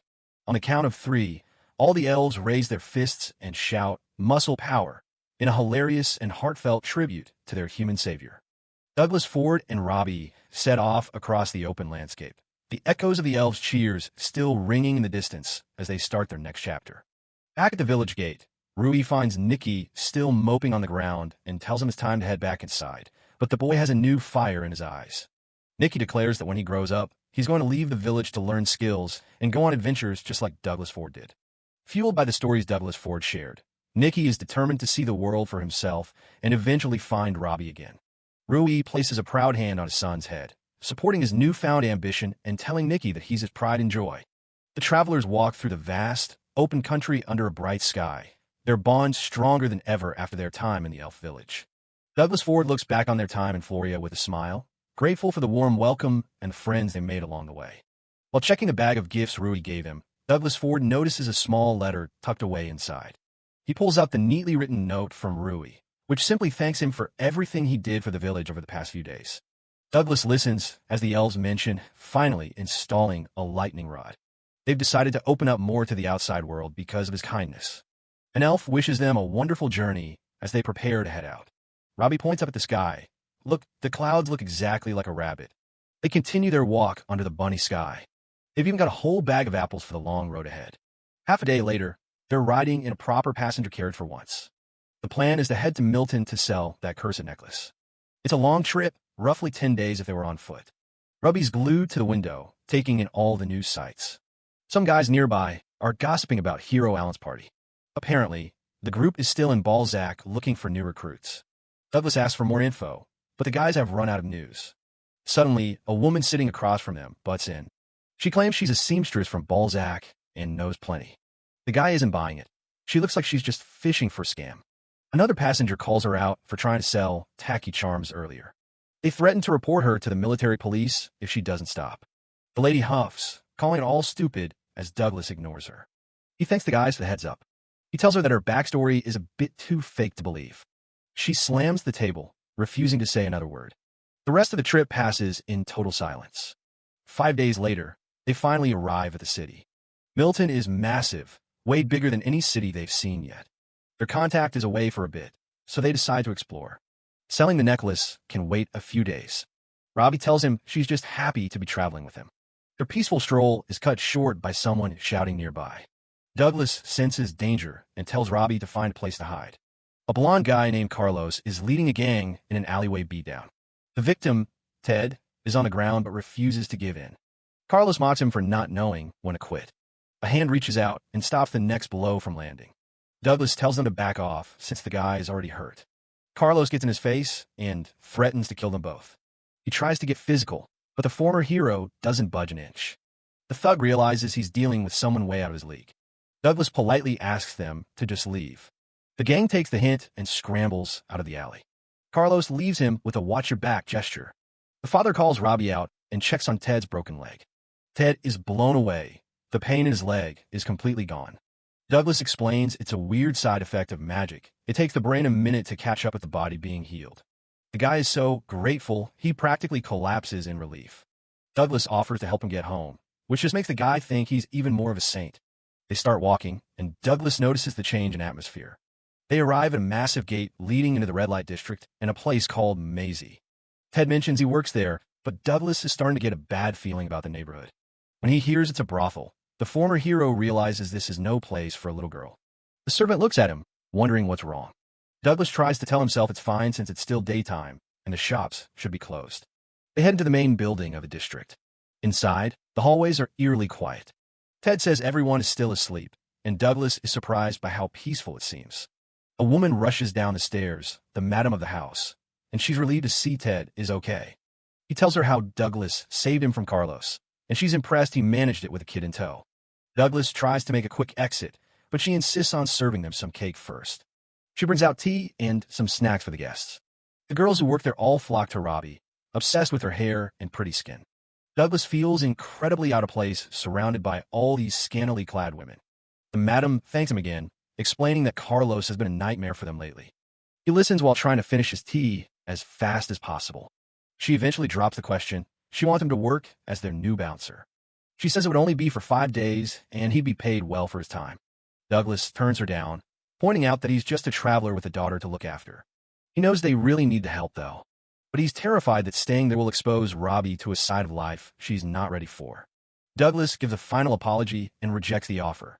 The girls try to stay positive, but Robbie is unusually quiet as they leave. Back at their room that night, the silence is heavy. Robbie finally speaks up, asking why he isn't going to help those people. When he says he's not, the tears start to well up in her eyes. She bursts into a full-on sob, and Douglas starts panicking, trying to figure out how to stop the waterworks. They sit together on the edge of the bed while she sniffs. It's pretty obvious to him now that she's actually mad at him. He feels like a total jerk for disappointing her, knowing she just wants him to be a hero. He struggles with the idea of explaining something as heavy as prostitution to a child. He thinks about lying to her to protect her innocence, but he just wants her to be happy. He gathers his courage and asks if she'll listen to his actual reason. He realizes that lying for his own convenience would be a filthy adult thing to do. Robbie looks up and asks if there are actually people he doesn't want to save. He feels the weight of the question and knows he can't dodge it. He sits her down and starts by asking if she's ever heard of a place called a brothel. Douglas Ford tries his best to explain the concept of a brothel, where people pay money to satisfy their desires. He explains that when you're hugged by someone you love, it makes you feel relaxed and happy. Robbie smiles, saying she's really happy whenever she hugs him. Douglas gets a little flustered by the comparison. He moves on to explain that some people are incredibly lonely, and they pay for kindness to fill that emptiness. Douglas admits that he finds the idea of buying love with money to be very sad, which is why he didn't want her staying there. Robbie listens quietly as she processes his explanation. The little girl apologizes, realizing now that her father was only thinking of her well-being. She tells him she understands how it feels to be lonely and sad, as she was very unhappy before she met him. Robbie looked him in the eye and tells him she really likes it when he helps people in trouble. Douglas is struck by her words, realizing he had made a decision without truly considering her feelings. He apologizes and tells Robbie that they will go back to the brothel tomorrow morning. The next day, they return to the red light district as the city begins to wake up. Douglas worries about the drunkard around them, but Robbie seems unfazed by the less-than-ideal scenery. He realizes that he doesn't need to overthink things. Robbie is more than capable of finding beauty in the world on her own. The former adventurer reflects on his own need to have a broader view of the world. He wants to grow as a person so he can protect what's dear to him without causing any harm. Suddenly, they hear shouting. A crowd has gathered outside of Maisie, drawn by the commotion. Carlos is back with his gang, demanding that they hand over Princess Rose and insulting the establishment. A calm but firm voice rings out, calling the men dogs and telling them to stop their yapping. A woman with long wavy brown hair, Princess Rose, steps forward into the light. The crowd is stunned by her beauty and presence as she stands her ground.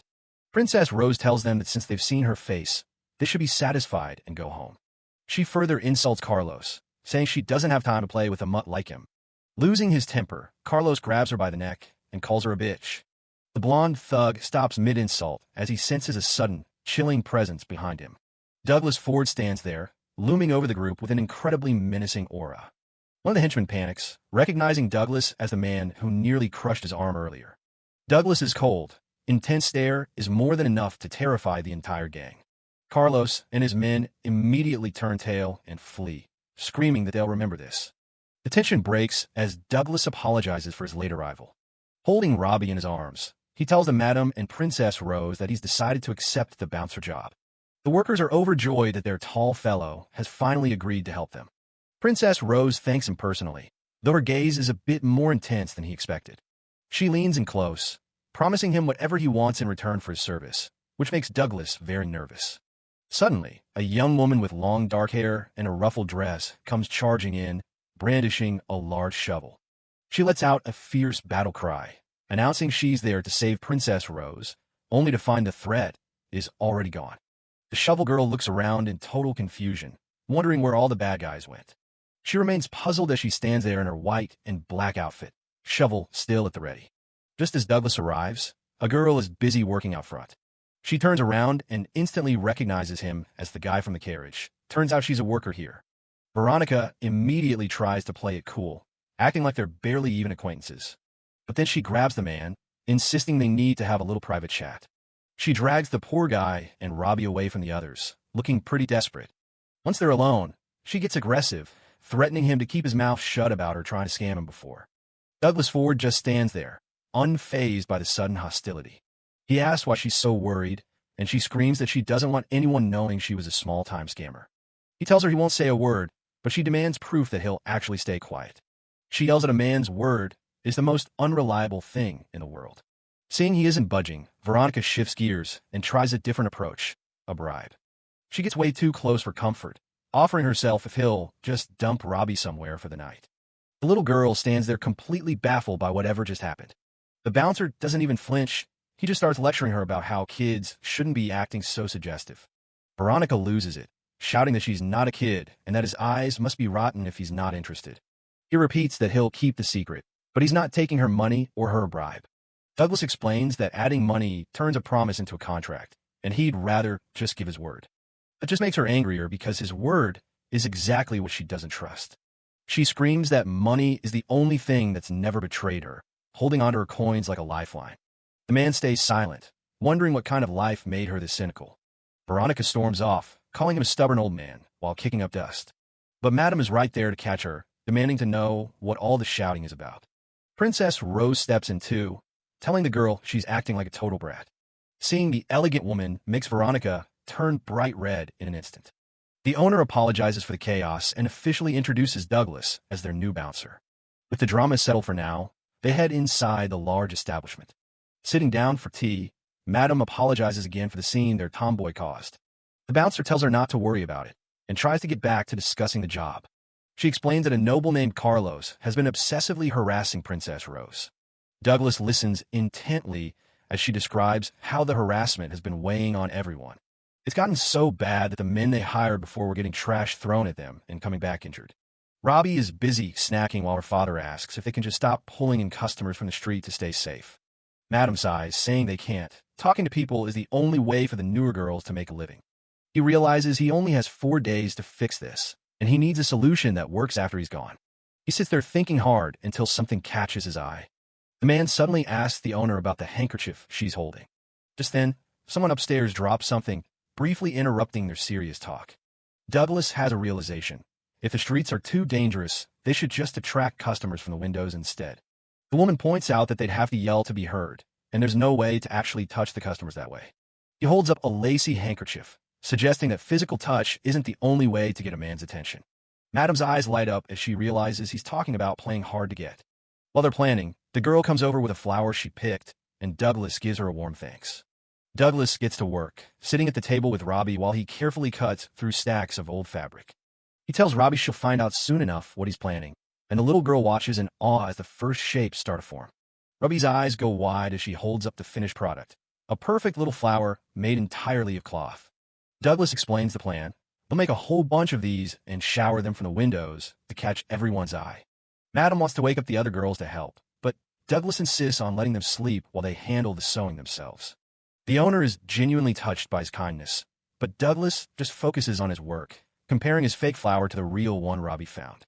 Robbie is more than happy to pitch in, eagerly crumpling up the cloth to give the flowers a more natural, wrinkled look. The two of them spend hours together, snip-snapping away until the table is buried in colorful fabric blossoms.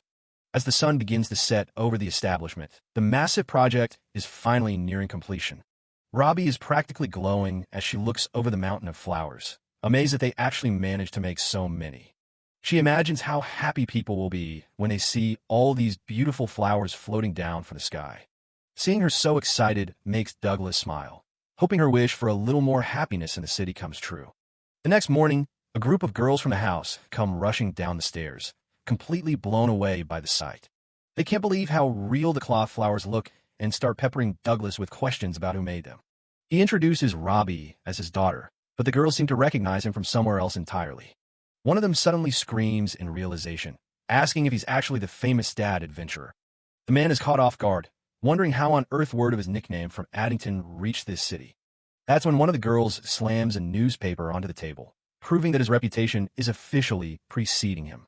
The headline is hard to miss. It's a whole story about his great feats in Addington, complete with a drawing of a dragon. The girls are all over him now, amazed that the guy who defeated a legendary dragon is standing right in their living room. Madam joins in, mentioning that she knows he's the one who took down Matlock and freed all those orphans. Douglas tries to play it down, looking a bit bashful about all the sudden attention and praise. But the mood shifts instantly when Veronica appears on the stairs, looking down at them with pure venom in her eyes.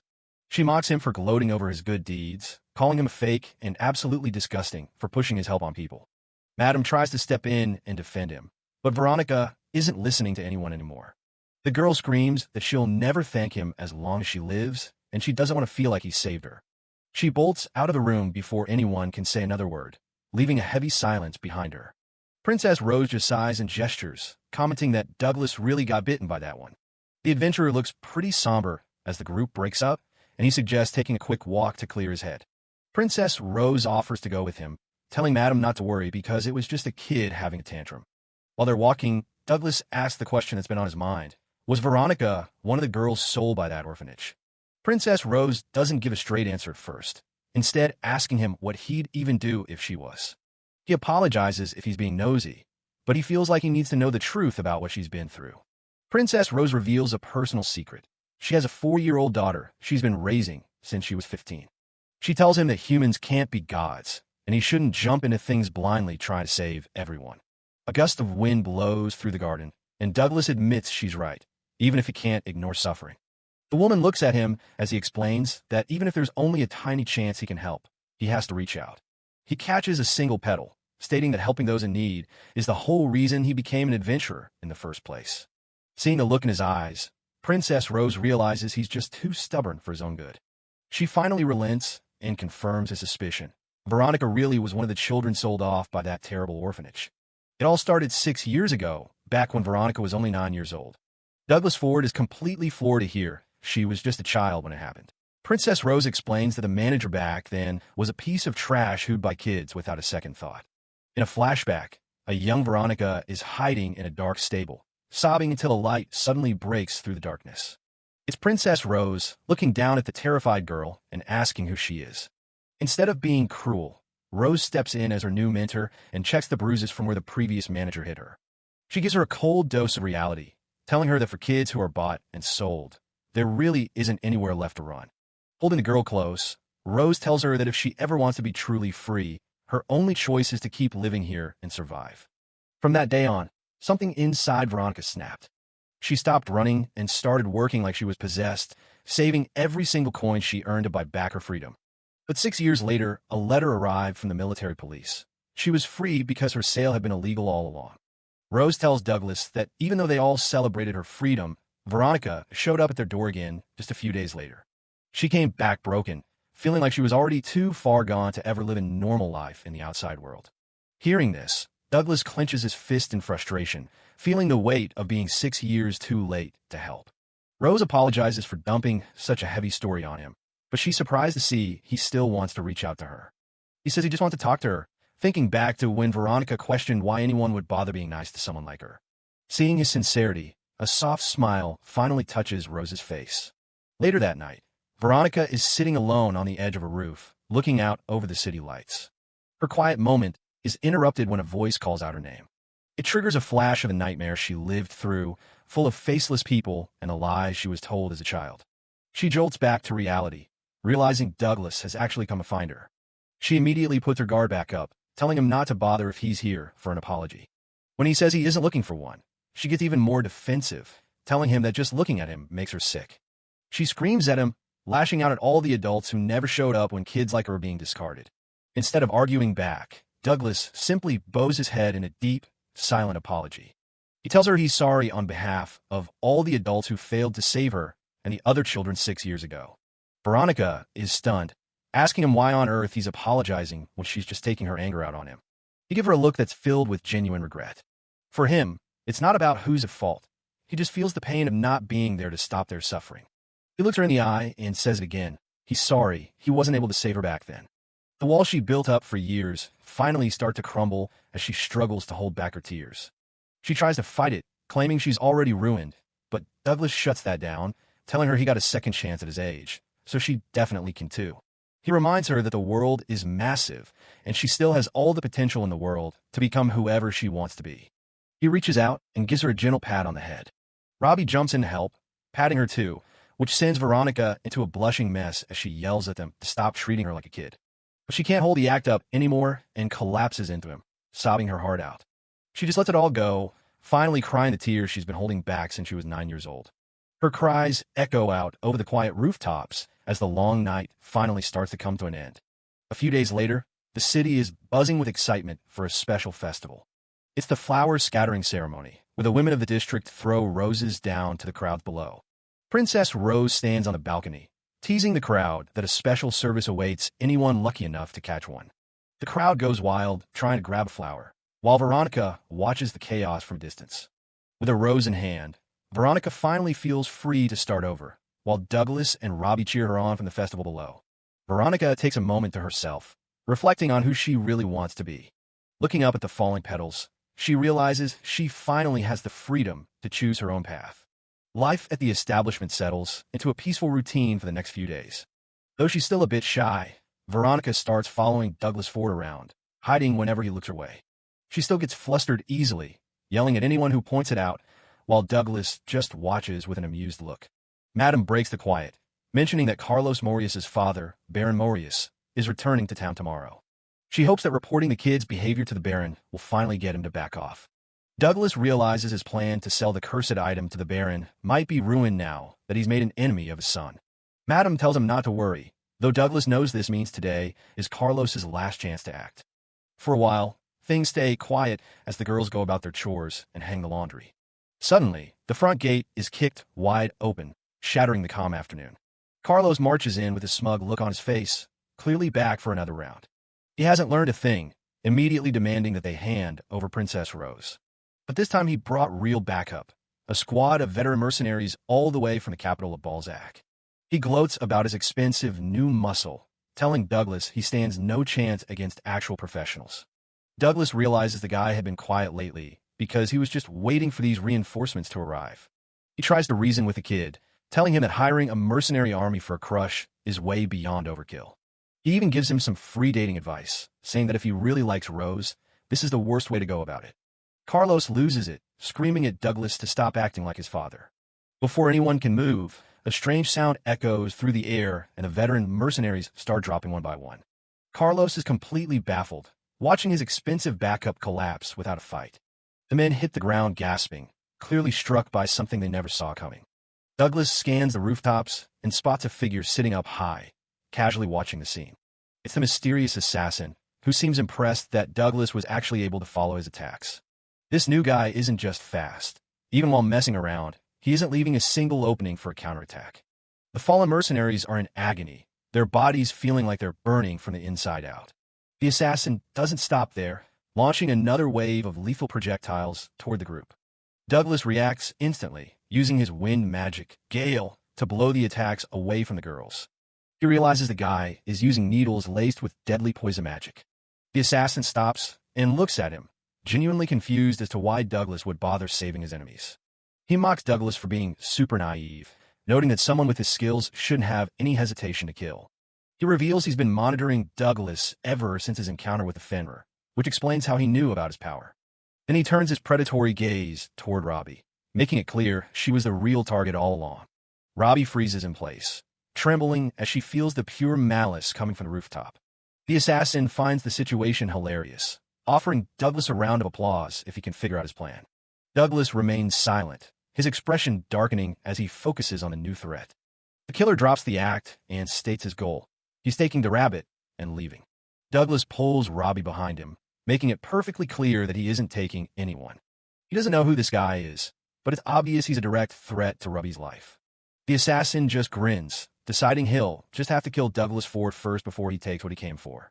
The assassin starts things off with a burst of poison magic, filling the area with a toxic mist.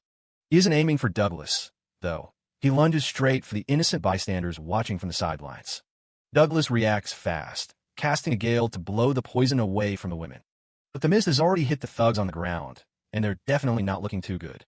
He has to switch gears immediately, activating a second skill to dispel the poison before it's too late. The assassin just laughs, mocking him for trying to save everyone while his own guard is down. Before Douglas can even reset, the killer is right in his face, landing a solid hit. He's forced to block, barely keeping up with the sheer speed of the man's movements.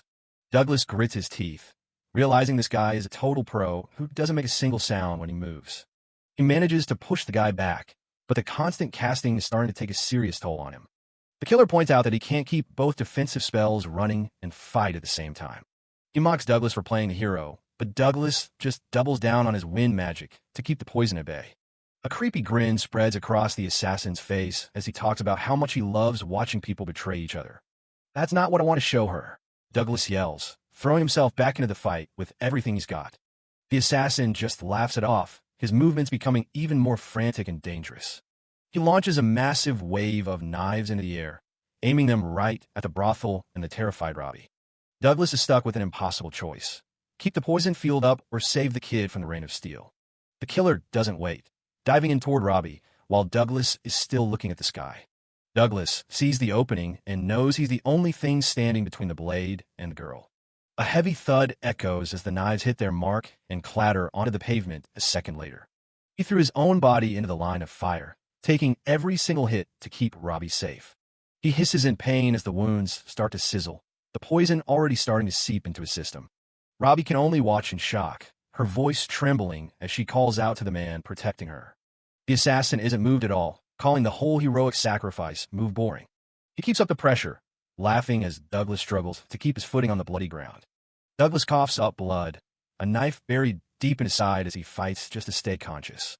Robbie is completely losing it, convinced that her protector is about to die right in front of her. But Douglas isn't done yet.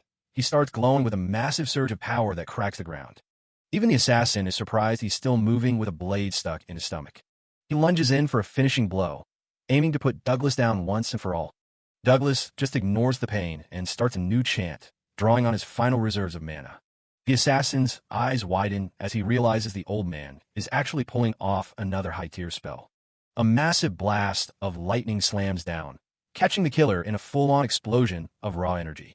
Douglas tells Robbie to stay back while he uses what's left of his magic to purge the poison from his own blood.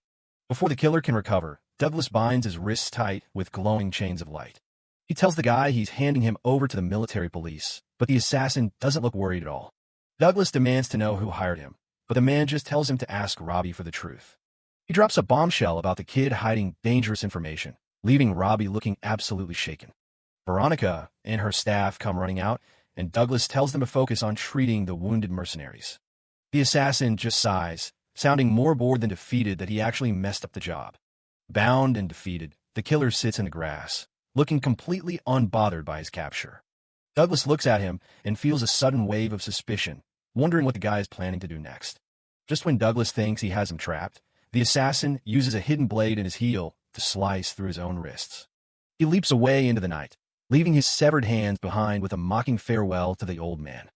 He actually left his hands in the chains, telling Douglas he'll lend them to him for now as he vanishes.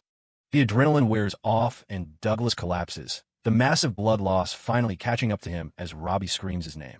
Sometime later, his eyes flutter open to find himself staring at a ceiling he doesn't recognize.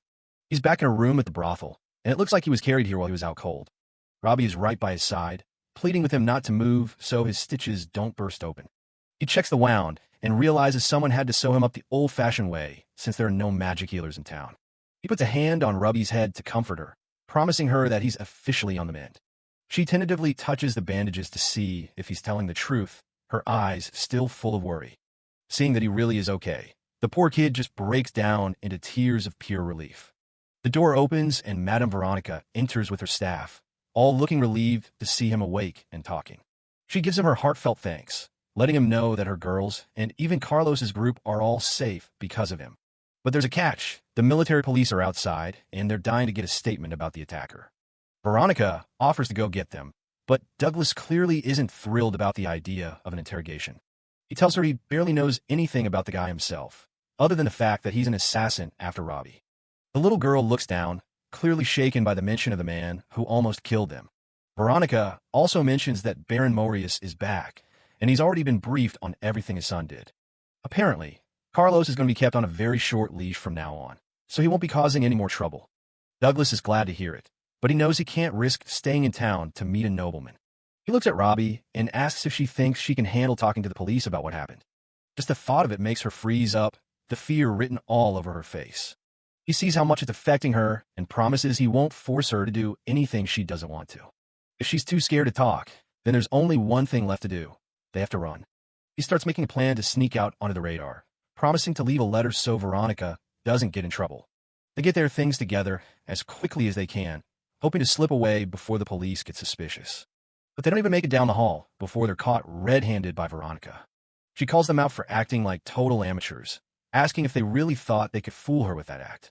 She tells him straight up that he's a terrible liar, but she's not there to stop them.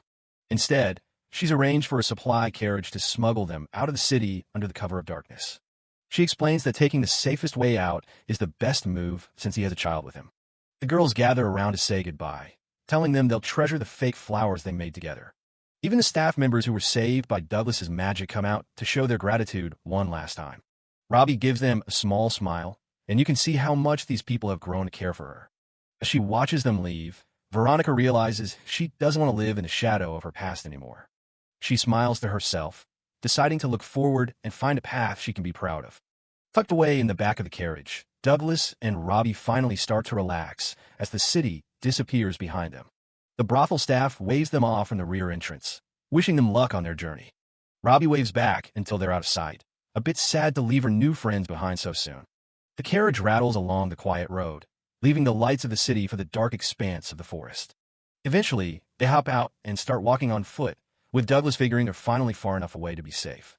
Robbie looks up at him with guilt in her eyes, apologizing because she feels like it's her fault they're on the run. Douglas keeps a steady pace through the forest, reassuring Robbie that she doesn't have to force herself to talk if she isn't ready.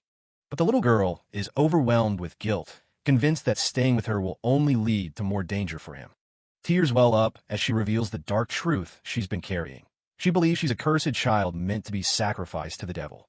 Douglas stops in his tracks, his heart sinking as he realizes she's referring to the people in black and the horrors they've put her through. He turns to her with a gentle expression, telling her that while he's glad she wants to open up, he never wants her to feel like she has to. He promises to always be there to listen whenever she's comfortable, and that he'll accept whatever she has to say. Robbie gives him a soft, shaky thank you, her fear beginning to ebb away in the face of his kindness. Douglas notices the small, forced smile on her face and remembers her telling him on the day they met that she had no home to go back to. His original plan was to take her to Balzac and find a proper family to take care of her, thinking that would be best. But as he looks at her now, he starts to wonder if a caretaker could really protect her from the assassins still on her trail.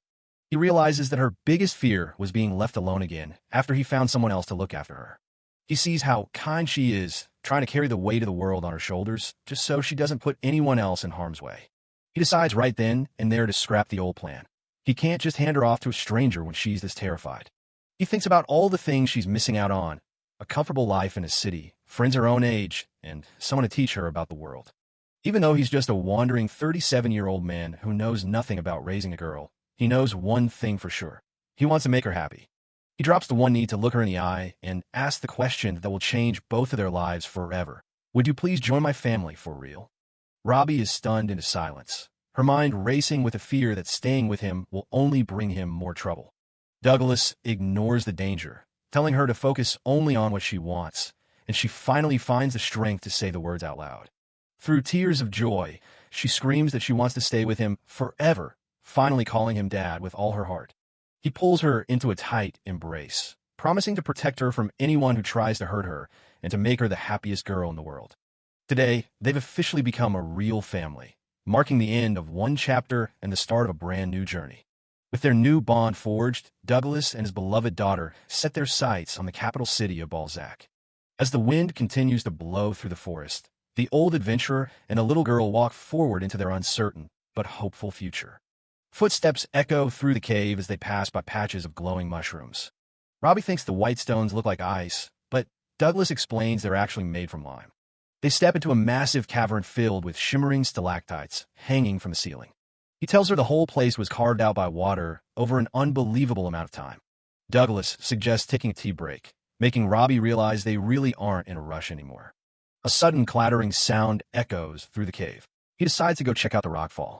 He hears a faint cry coming from under the rubble and tells Robbie to stay close. Tucked away in the shadows, a bird is trapped under a pile of fallen rocks. It's a rare, three-color gallo, and it looks like it's in bad shape. Douglas is shocked to find such a rare bird out here in the dark. Robbie's heart breaks for the poor thing, so her dad steps up to help. He casts a full recovery spell, and the bird doesn't just heal, it transforms into a glowing, rainbow-colored species. Looking at the beautiful bird reminds Robbie of the day Douglas saved her life. This moment triggers a memory of him leaving the city of Balzac months ago. Back then, before they were even an official party, he was traveling with Alan and his crew. He remembers asking Alan what he'd do if he met a demon that wasn't actually a threat. The question caught Alan off guard, but his mind was already made up. Alan didn't hesitate. He said he'd kill it anyway, no matter how nice it might be. He claimed it was the only way to ensure the future was safe. Douglas snaps back to the present when Robbie notices the bird left some feathers behind.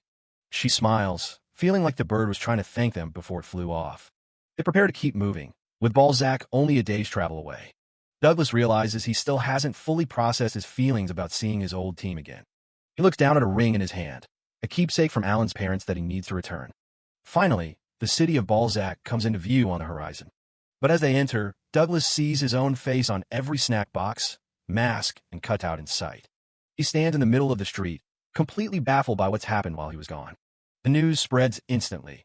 Douglas Ford is back, and a roar of excitement erupts from the crowd. A newspaper headline screams about the return of the strongest dad adventurer, leaving him stunned. Suddenly, a loud journalist named Mira jumps into his face, desperate for a headline. She's hyped up, telling him he's the hottest topic in the city right now. The crowd starts pushing and shoving to get a better look at Robbie, overwhelming the little girl. People swarm them, claiming to be his best friends just to get an autograph. Seeing how terrified Robbie is, Douglas knows they have to bail fast. He casts a mirage spell, filling the entire street with thick, white smoke. By the time the smoke clears, the two of them are nowhere to be found, leaving the crowd in awe. They sprint through the back alleys as the fans scramble to find them. They finally reach a quiet corner, and he explains he just used an illusion so they could hide. He apologizes for the scare, but he's relieved to see she's doing okay. Surprisingly, Robbie's just happy that her dad is so popular, even if it's a bit much for him. Douglas realizes that if they want to get anywhere without a riot, they're going to need a disguise. They head to a local shop where a bell chiming welcomes them, and an old friend looks up from the counter. Laura, the storekeeper, is deep in thought behind her counter when she hears a familiar voice. Douglas announces their arrival, accidentally scaring the daylights out of her. After she recovers from the shock, she's thrilled to see him again after all this time.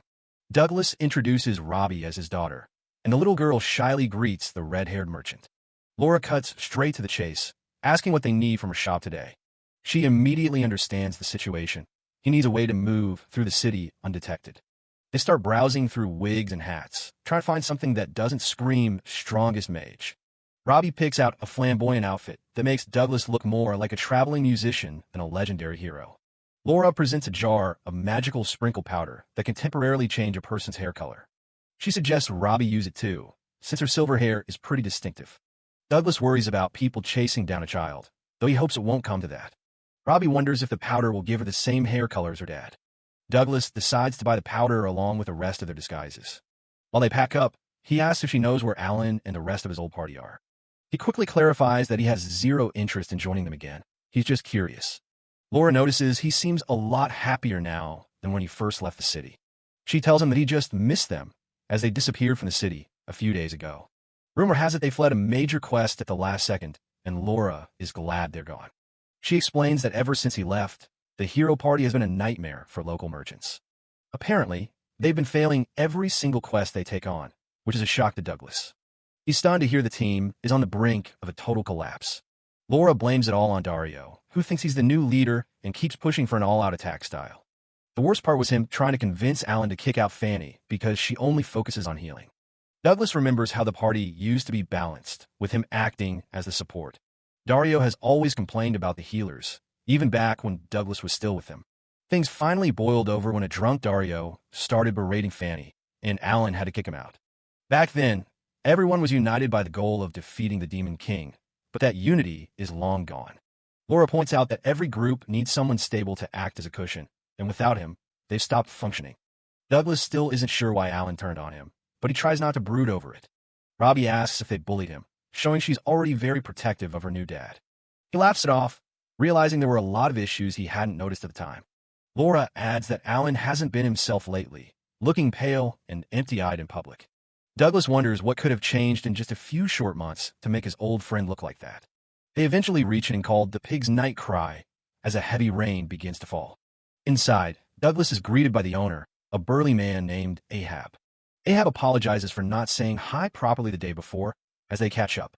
He tells Douglas to stay as long as he likes, regardless of the chaos in the streets. Douglas promises to be careful not to cause a scene at the inn. Suddenly, a young girl named Diana rushes in, soaked from the rain and full of energy. Diana hopes the rain clears up tomorrow so she and Robbie can play together. Ahab mentions how glad he is that Douglas has finally found a family of his own. Douglas smiles, relieved to see that even his shy daughter is starting to make friends. Ahab sends Diana to fetch her mother as more guests begin to arrive for dinner. Meanwhile, Douglas puts the finishing touches on his disguise, ignoring Diana's giggles at his flamboyant new outfit. Downstairs in the busy dining room, the magic powder has completely transformed Robbie's hair into a shimmering, dark chestnut. She leans in close to her father, her voice barely a whisper amidst the crowd's chatter. As they quietly enjoy their meal in their new personas, Robbie looks up from her plate and asks if they'll be heading back out into the city once they've finished eating. Douglas is still rocking that blonde wig disguise as he thinks back to their original goal of making it to the city. Over dinner, he asks Robbie, whose silver hair is now dyed black, if she'd rather keep traveling or find a place to settle down. He explains that while seeing the world is exciting, not having a home to return to can be pretty tough. He also mentions he wants to return something important to Alan the hero, so they might be staying here for a bit. Robbie just nods along. He tells her to take her time and think about what she wants to do, and they can decide together. Suddenly, a girl named Diana, the innkeeper's daughter, pops up from under the table and invites Robbie to play outside if the rain stops tomorrow. Robbie looks to him for permission, and Diana's all for it. Robbie's still a bit shy and asks to stay inside instead, so they agree to play with dolls. Watching them, Douglas can't help but think about that assassin and how dangerous things have gotten. He really wants to do something to keep her safe, but he doesn't want to take away her privacy or independence. Later that night, once Robbie is fast asleep, Douglas heads to the bar to talk to Ahab. Ahab notices his expression and asks what's weighing on his mind. Douglas admits he's worried about another assassin coming after her. Ahab thinks he's being way too overprotective, but Douglas is dead serious about it. He tells Ahab he needs a cuckoo bird, a top-tier magic item for protection. Ahab is shocked, calling it total overkill. That item is for VIPs, not kids, but Douglas says it's perfect. He knows a store nearby that sells them and gets up to leave right then. Ahab warns him the place is always sealed shut, but Douglas just says he'll be back soon. Magic items aren't just generic tools. They're handcrafted by dedicated craftsmen with unique powers. He arrives at the outskirts of the city, home to the most famous magic item store in the country. The area looks completely desolate under the night sky. This store is notoriously picky about who they let inside. He touches a massive stone pillar and calls for the protector to awaken and present the challenge. A sudden gust of wind kicks up as the ancient mechanism starts to rattle. A giant face carved into the pillar opens its eyes, surprised to have a customer this late. It identifies itself as the Gate of Challenge and demands he prove his strength. Douglas knows the owners use this to test entrance.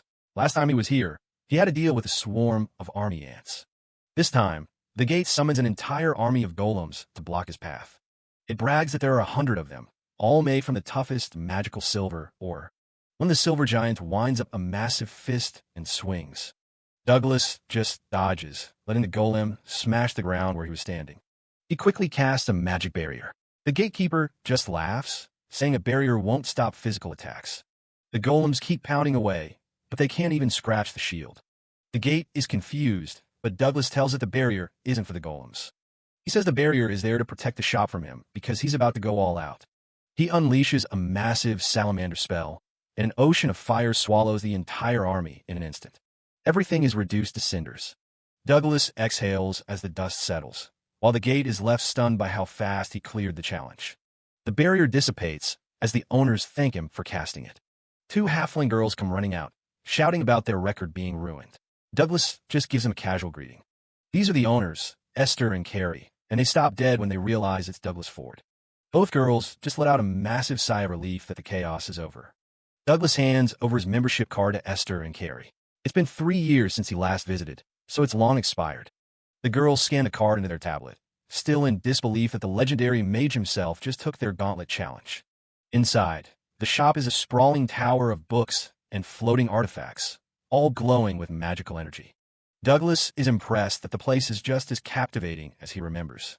He thinks Robbie would love to see this next time. The sisters tell him he can just show the card to the gate from now on. They ask if he wants to buy something or just renew his membership. He asks about the anti-crime cuckoo bird.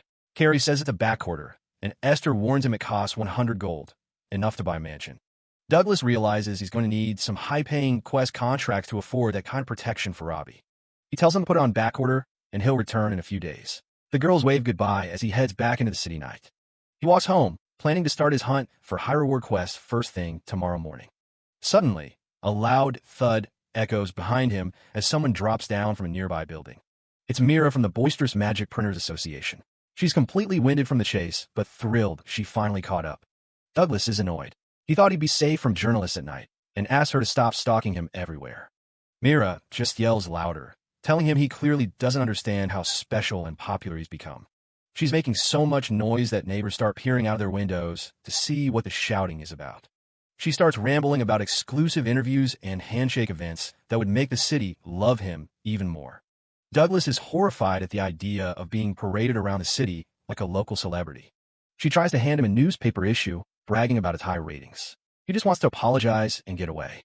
He makes a run for it, bolting down the alley while she screams for him to wait and sign her articles.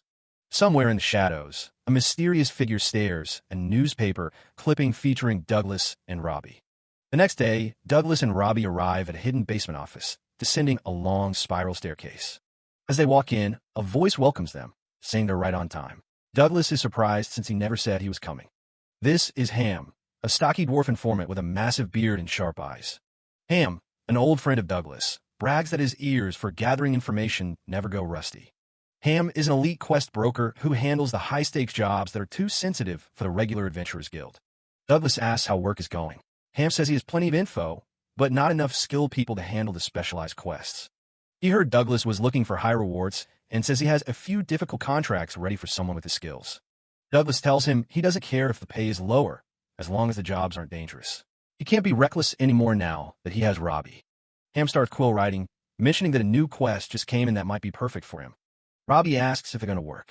Douglas promises they'll go together, and says they might have to leave the city for a few days. Ham says the timing is great, and the job is practically made for Douglas. The quest is for a multi-millionaire trying to find a missing person, and it pays a whopping 50 gold. Douglas is skeptical that a simple search would pay that much, but Ham assures him there's no kidnapping or danger involved.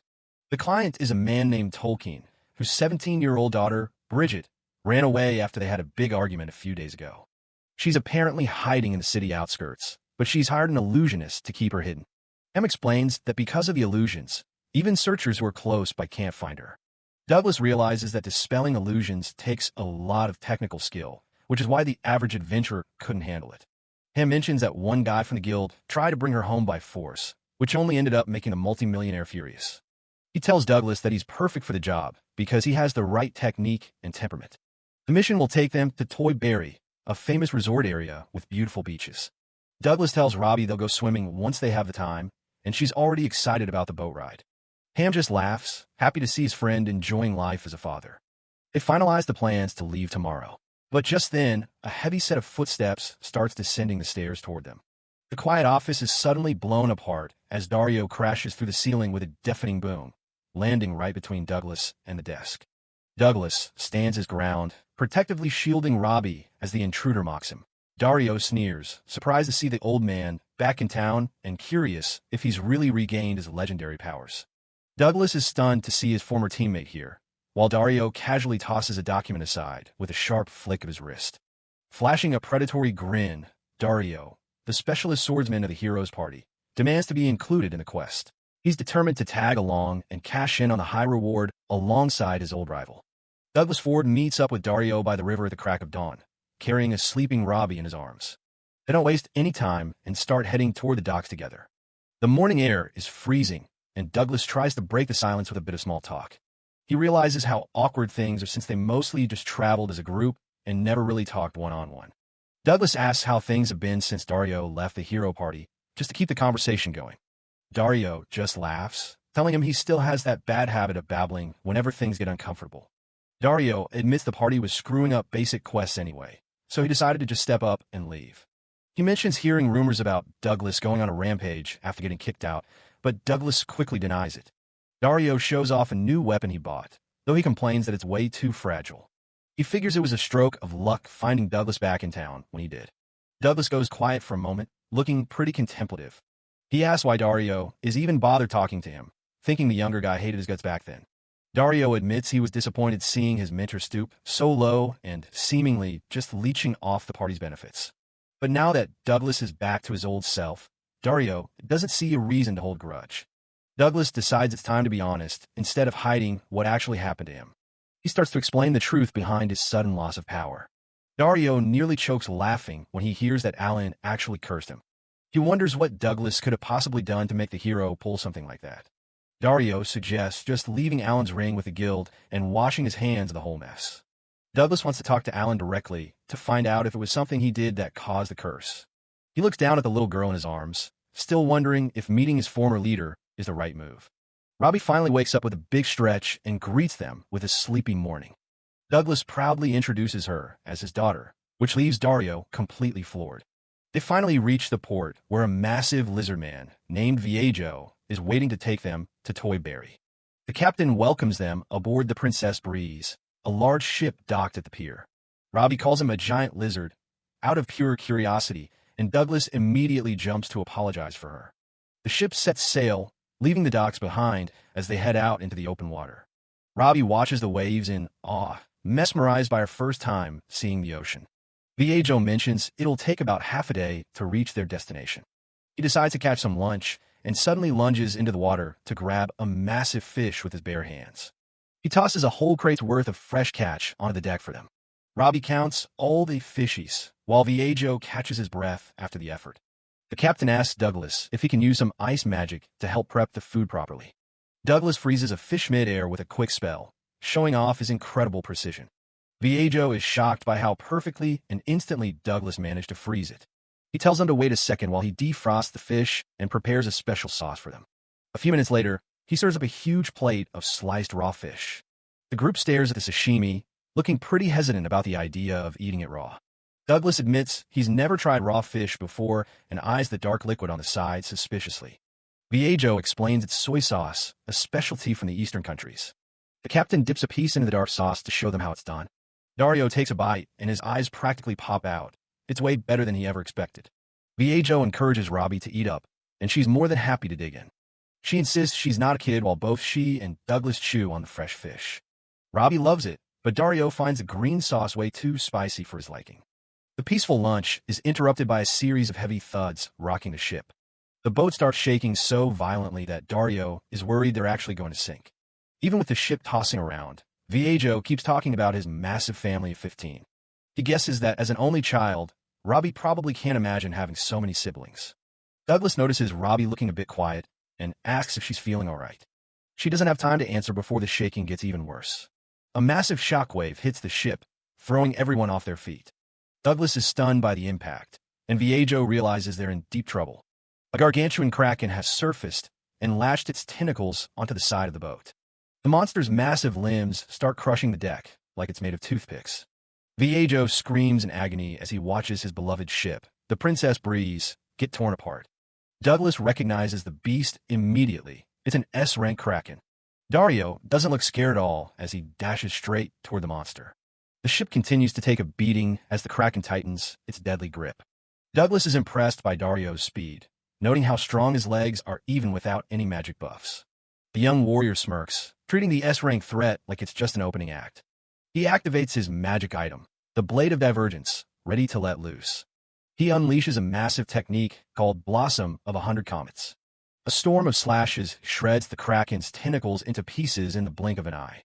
The power is too much for his sword to handle, and the blade completely shatters. Dario is annoyed the weapon hit its limit so soon, while Douglas is just worried about the boat surviving. The kraken is still very much alive and looms over the ship for another round. It lets out a deafening roar that sends a shockwave across the water. The impact knocks Robbie to the deck, and she lets out a pained cry. Seeing her on the ground with a scraped knee makes Douglas see red. Dario stands his ground, ready to keep fighting despite his broken sword. He notices the beast is pulling back, winding up for a massive strike. Suddenly, Dario is pulled back by a surge of wind magic. Douglas steps forward, looking absolutely furious as he begins an incantation. He unleashes a high-tier spell, Grand Ice Magic, Maleficent Frost Eagle. A colossal bird made of solid ice descends from the sky toward the beast. In an instant, the entire kraken and the surrounding ocean are frozen solid. The chaos stops completely as the ship is suddenly surrounded by a sea of ice. Dario and the crew are left in shock, having never seen anything like that before. The S-rank monster is turned into a massive ice sculpture, neutralized instantly. With the fight over, Douglas immediately goes to check on Robbie. He uses Full Recovery, a legendary healing spell, to fix the tiny scrape on her knee. Dario checks in to say they'll be moving again soon, asking Robbie if she's okay. He turns to Douglas, still stunned that the old man just casually used grand magic. Dario is taken aback that Douglas doesn't recognize the term, explaining that grand is the highest possible skill rank. He describes the tiers of magic. Basic spells are standard, high-level spells alter properties, and grand spells are powerful enough to give birth to life. Dario notes that Full Recovery is a grand spell, making it incredibly rare to see someone use it for something as minor as a scratch. Douglas has to tell Dario to stop bad-mouthing their former healer, Fanny, even if it's true that she lacked the skill for such high-level magic. Robbie looks up at Douglas and timidly asks if it's okay for her to practice magic, and he enthusiastically agrees. She has been practicing diligently since they left the elf village of Floria, but so far, she hasn't had any success. Robbie attempts to cast a basic light spell, but when it fails to ignite, Douglas resolves to find a way to help her as soon as they reach the city. Dario looks at Robbie and asks if maybe she just doesn't have the aptitude for magic. Robbie doesn't take that sitting down, insisting that she absolutely does. Douglas Ford speaks up for her, pointing out that her potential is actually through the roof, over 5,000, which is way above average, even for a pro. The blonde guy shrugs and asks what she even wants to learn. Without missing a beat, Robbie tells him she wants to learn light magic. That catches him off guard. He asks why light, especially since she's seen her dad pull off all kinds of flashy elemental stuff before. He explains that magic isn't just about reading. It takes a strong enough wish to spark that first spell. He tells her to think back on why she wants to learn it in the first place. Douglas just watches them from the side, staying quiet and letting them have their moment. Dario catches him staring and tells him to quit spacing out. He's supposed to be the one teaching her, after all. Douglas admits he's a bit surprised because Dario was always the only one in the hero party who couldn't use magic. Robbie then asks him what his very first spell was. Dario's expression shifts. He just looks away and says he doesn't really remember. He brushes it off and says he's going to get some sleep, telling the old man to take over the rest of the lesson. Douglas thanks him for the help, feeling a bit confused by the sudden exit. As Dario walks off, Douglas realizes he's actually a pretty decent teacher. Back in the day, he never would have guessed the kid had this side to him. Douglas follows him out, mentioning that he seemed pretty shaken up back there. He's worried they accidentally brought up some bad memories. Dario just stays silent, his eyes looking heavier than usual. He tries to joke his way out of it, wondering if Alan only got pissed because Douglas is so nosy all the time. Then he gets serious, asking if Douglas and the kid are actually related. Douglas confirms they don't share any blood, but she's family regardless. Dario says he understands perfectly. He mentions that he used to have a family just like that once. No blood, just a bond. The memory takes him back 10 years. He was only 12 then, just another kid being called in for dinner. He grew up in a nameless little village. It was a place where nobody had parents, just a group of kids looking out for one another. The younger kids were always waiting around for food, complaining about being slow or tired. Young Dario would come running back, excited whenever he'd managed to catch some actual meat for the group. He wore a simple cross pendant, one of the few things he could call his own in a place with nothing. They'd all sit down together in their run-down shack, grateful for whatever meal they managed to scrape together. It was just 12 orphans living in a village without a single adult to guide them. Their leader was a guy named Sunday. He was the oldest, and the kids named him that because he always kept things bright for them. Dario was just a hungry kid back then, focused more on his next meal than anything else. He used to give Sun a hard time about his cooking, complaining whenever there were too many leaves in the stew. Sun would just point a finger and tell the brat to eat his veggies if he wanted to grow up strong. Sun had big plans. He was determined to leave the village one day and find a way to keep all their bellies filled for good. One day, Sun started asking around to see if anyone knew where the Book of Skills was hidden. He showed up in this hooded cloak, looking way too serious for a normal afternoon. He pulled Dario aside, saying they needed to talk. He dropped the news that he was leaving the village for good in 2 days. He wanted to know what Dario thought about him heading out. This was right when the calamity was starting. Strange demons were appearing everywhere, mostly around the dungeons where they spawned. Sun explained there was an exam in Balzac to pick people for the quest to slay the Demon King. If he made it, they'd never have money troubles again. He looked at Dario and asked if he wanted to come along with him to the city. Dario didn't hesitate for a second. He just leaned back and said he wasn't interested in any of that. He didn't care about the Demon King or being a hero. He just didn't want to leave or fight alongside people he didn't care about. He told Sun he was going to stay right where he was and wait for him to come back home. Sun didn't push him. He just smiled, grabbed him by the shoulder, and said they'd make tomorrow's hunt their last one. Back then, Dario was happy. He thought things were fine just the way they were, not knowing how quickly it would all fall apart. A sudden splatter of blood hits the Book of Skills, marking the end of their peaceful days. They spent their final day together, hunting a deer, laughing and competing just like they always did. Young Dario realizes he's in over his head, struggling just to carry the meat he'd caught back home. Sun catches up to him, wondering what the heck he's doing. Dario just grumbles that Sun needs to help him carry the load. The memory of those happy hunting days is cut short by a dark, jagged blur. The day everything changed. They came back to find the village in ruins. Sun shouts for Dario to stay back as they rush toward the smoke and rubble. Dario freezes, his mind racing as he looks at the devastation. Sun grabs him by the shoulder, his voice urgent as he says they have to find the others. Sun points toward a collapsed building, shouting that there's something over there. A long, snake-like neck with human hands emerging from its mouth slithers out from the shadows. It's a grotesque, unnatural sight. The creature stands tall, a massive, muscular demon with a hide like stone, sniffing the air for its next meal. Dario hides behind a tree, trembling as he asks what that thing even is. Sun stays low, watching the monster loom over the wreckage of their home. Sun's eyes go wide as he realizes the horror. The demon is eating someone's arm. He whispers that it's not just a monster, it's demon folk. Sun remembers reading about them. They're humanoid, intelligent, and far more dangerous than anything they've ever faced. He identifies it for sure. This thing is an evolved demon. It's an S-rank threat that shouldn't be anywhere near their village. Sun notices the creature is hurt, which might be their only chance. He tells Dario to run and find anyone, adventurers, soldiers, anyone who can help. Dario asks what Sun is going to do. Sun just gives him a grim look and says he's going to save the younger kids while he has the chance. The demon lunges, its massive clawed feet crushing the ground as it lets out a bone-chilling roar. Sun sees one of the little ones pinned down. The creature's mouth hangs open, dripping with drool as it prepares to finish off its prey. Its throat is lined with rows of jagged, needle-like teeth.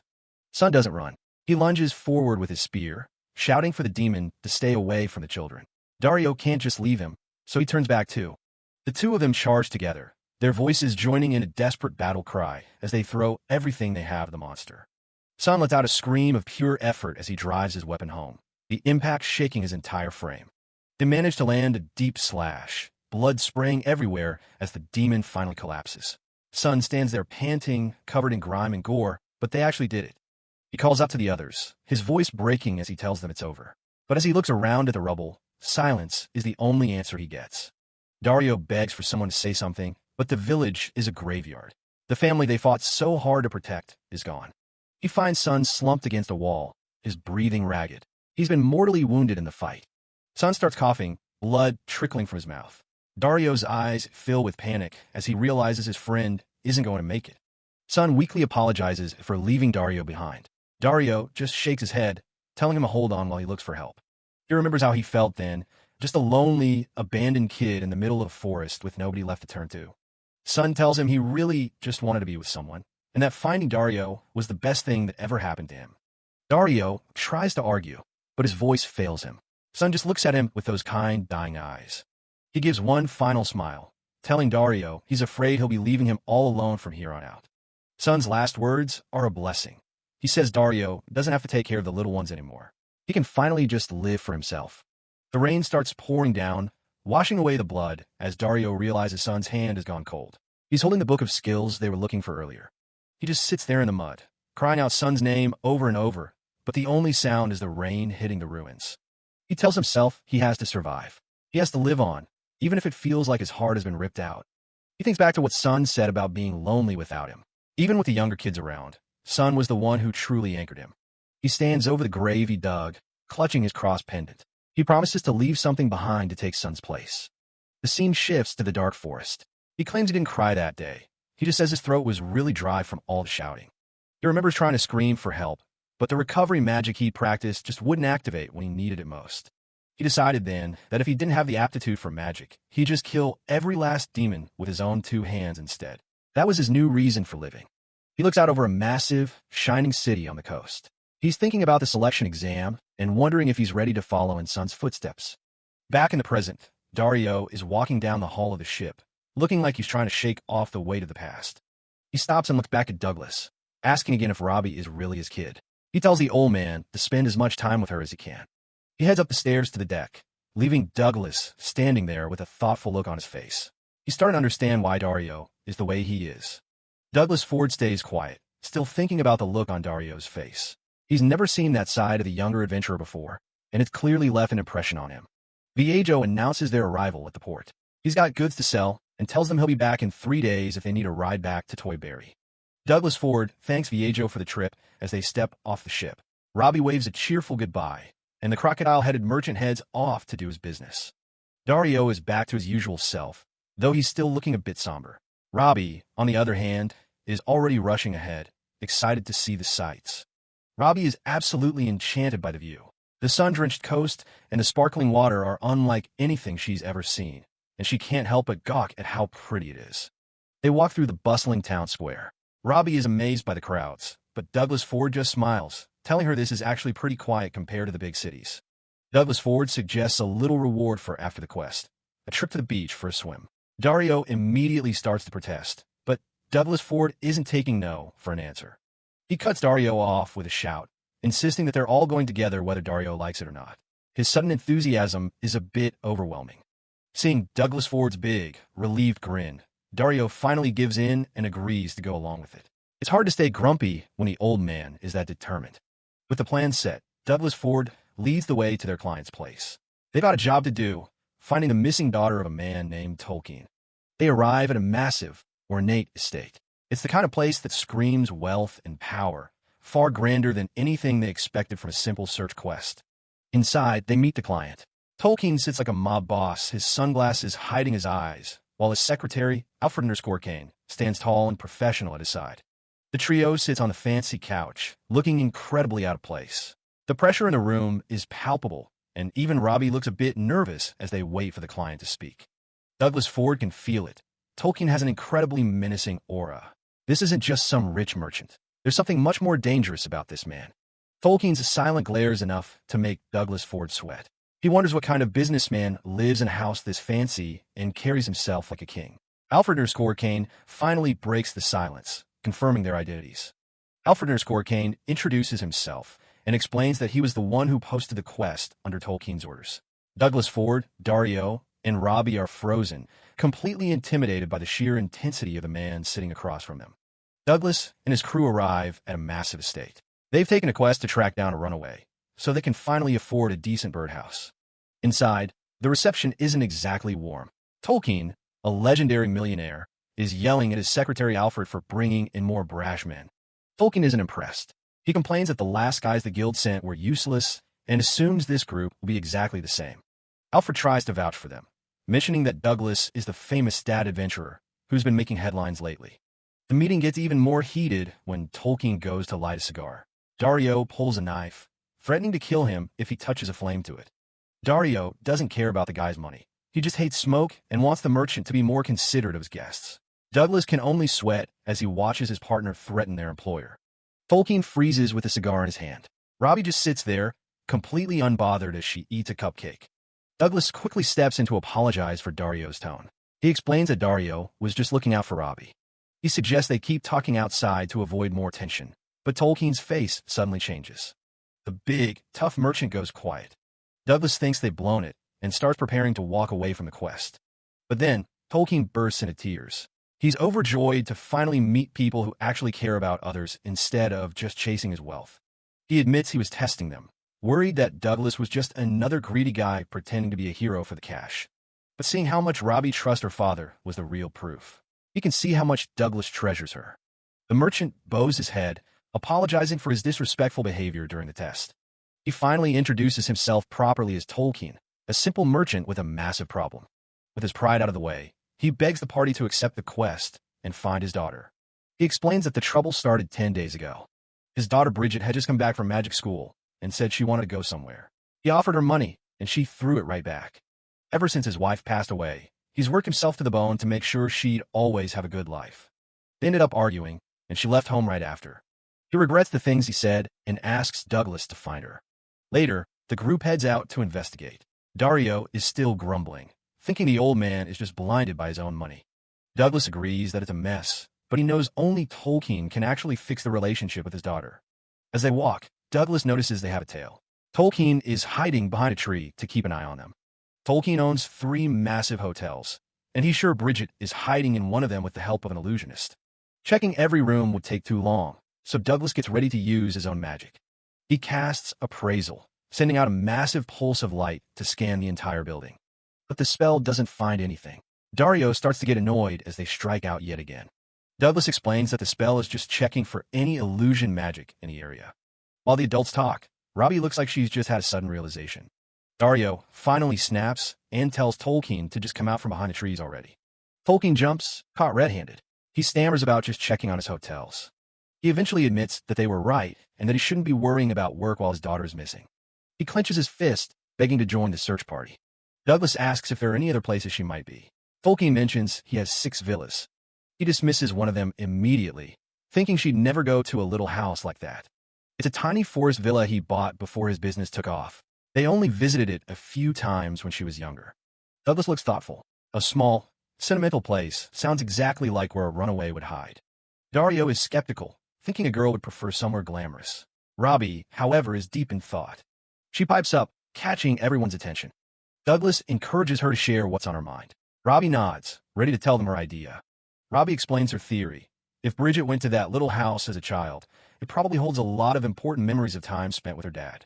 She thinks that sentimental connection is exactly why Bridget would choose to hide there of all places. Douglas is genuinely impressed by her insight. Robbie can't help but beam under the praise.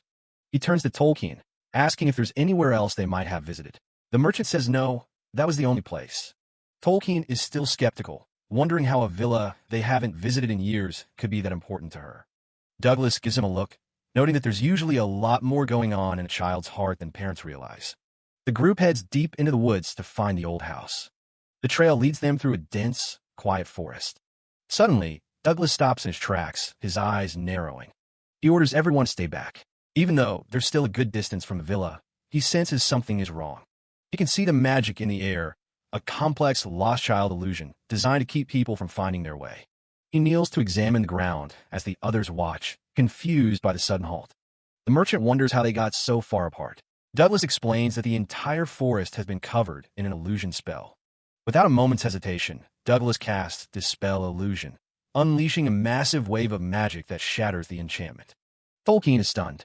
Usually, breaking a spell of this scale requires special gear and a week of preparation, but Douglas did it in seconds. With the path clear, Dario spots their destination through the trees. Robbie looks on, excited that they might actually find the girl. They finally reach the villa, a small, cozy house tucked away in the forest. Seeing the lights on inside, Douglas is confident that Bridget is inside. But as they get closer, Tolkien suddenly stops, looking completely hesitant. He stammers that he should probably wait outside, much to the surprise of Douglas and Robbie. He mentions a letter she left, saying she won't come home until he understands what's wrong, but he's terrified that he'll never figure it out and she'll end up hating him. The big man hangs his head, admitting he's too pathetic to find the courage to face his own daughter. This is more than Dario can stand. He's had enough of the merchant's cowardice. He storms over to the old man, his face a mask of frustration. Dario yells that if he doesn't understand his kid, he needs to grow some guts and actually talk to her. He gives the merchant a shove, sending him rolling across the grass.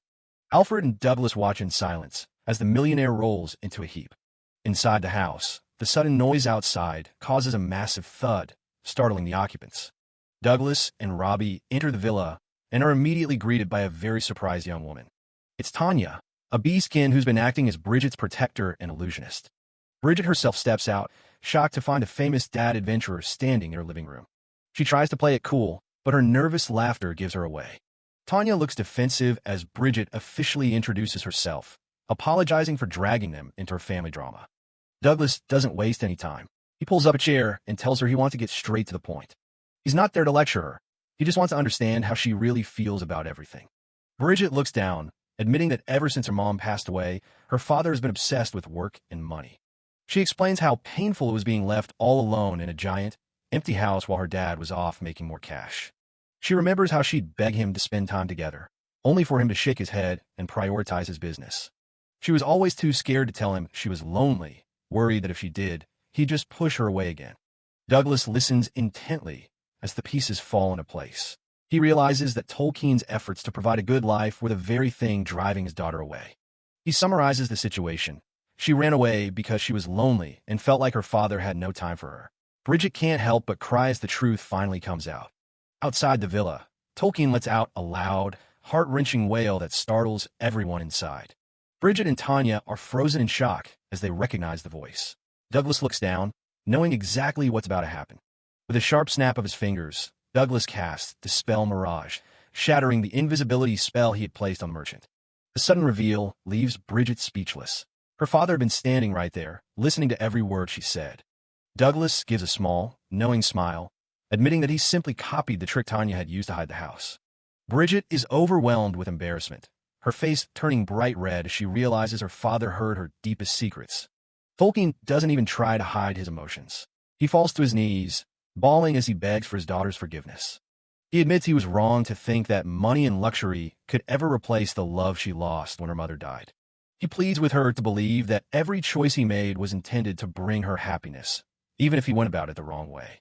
Through his tears, he confesses that there was never a single day where he wasn't thinking about her well-being. A memory of simpler times flashes through Bridget's mind. Her father, though busy, always trying to provide for her even if it meant working late. Looking at the sobbing man, Bridget realizes that for all his wealth, her father is incredibly clumsy when it comes to understanding people's hearts. The coldness in her expression begins to meld away as she looks down at the man who has provided everything for her. She finally speaks, her voice soft as she admits she always knew he cared, even if he was terrible at showing it. Outside in the cool night air, Alfred and Dario keep watch over the villa. Dario wonders if they really should be out there.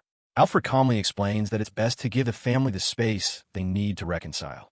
Dario mentions that he's starting to see Tolkien in a different light, realizing the man isn't just blinded by his riches. Alfred reveals a side of his master that few see. Tolkien uses his massive fortune to provide jobs and stability for countless orphans. He described how Tolkien works himself to exhaustion, sometimes going without sleep just to ensure a better future for children who have nothing. Dario is floored by the revelation that the old man, was once a legendary adventurer himself. Alfred admits he doesn't know the full story of why his master retired, whether it was for Bridget's sake or something else entirely.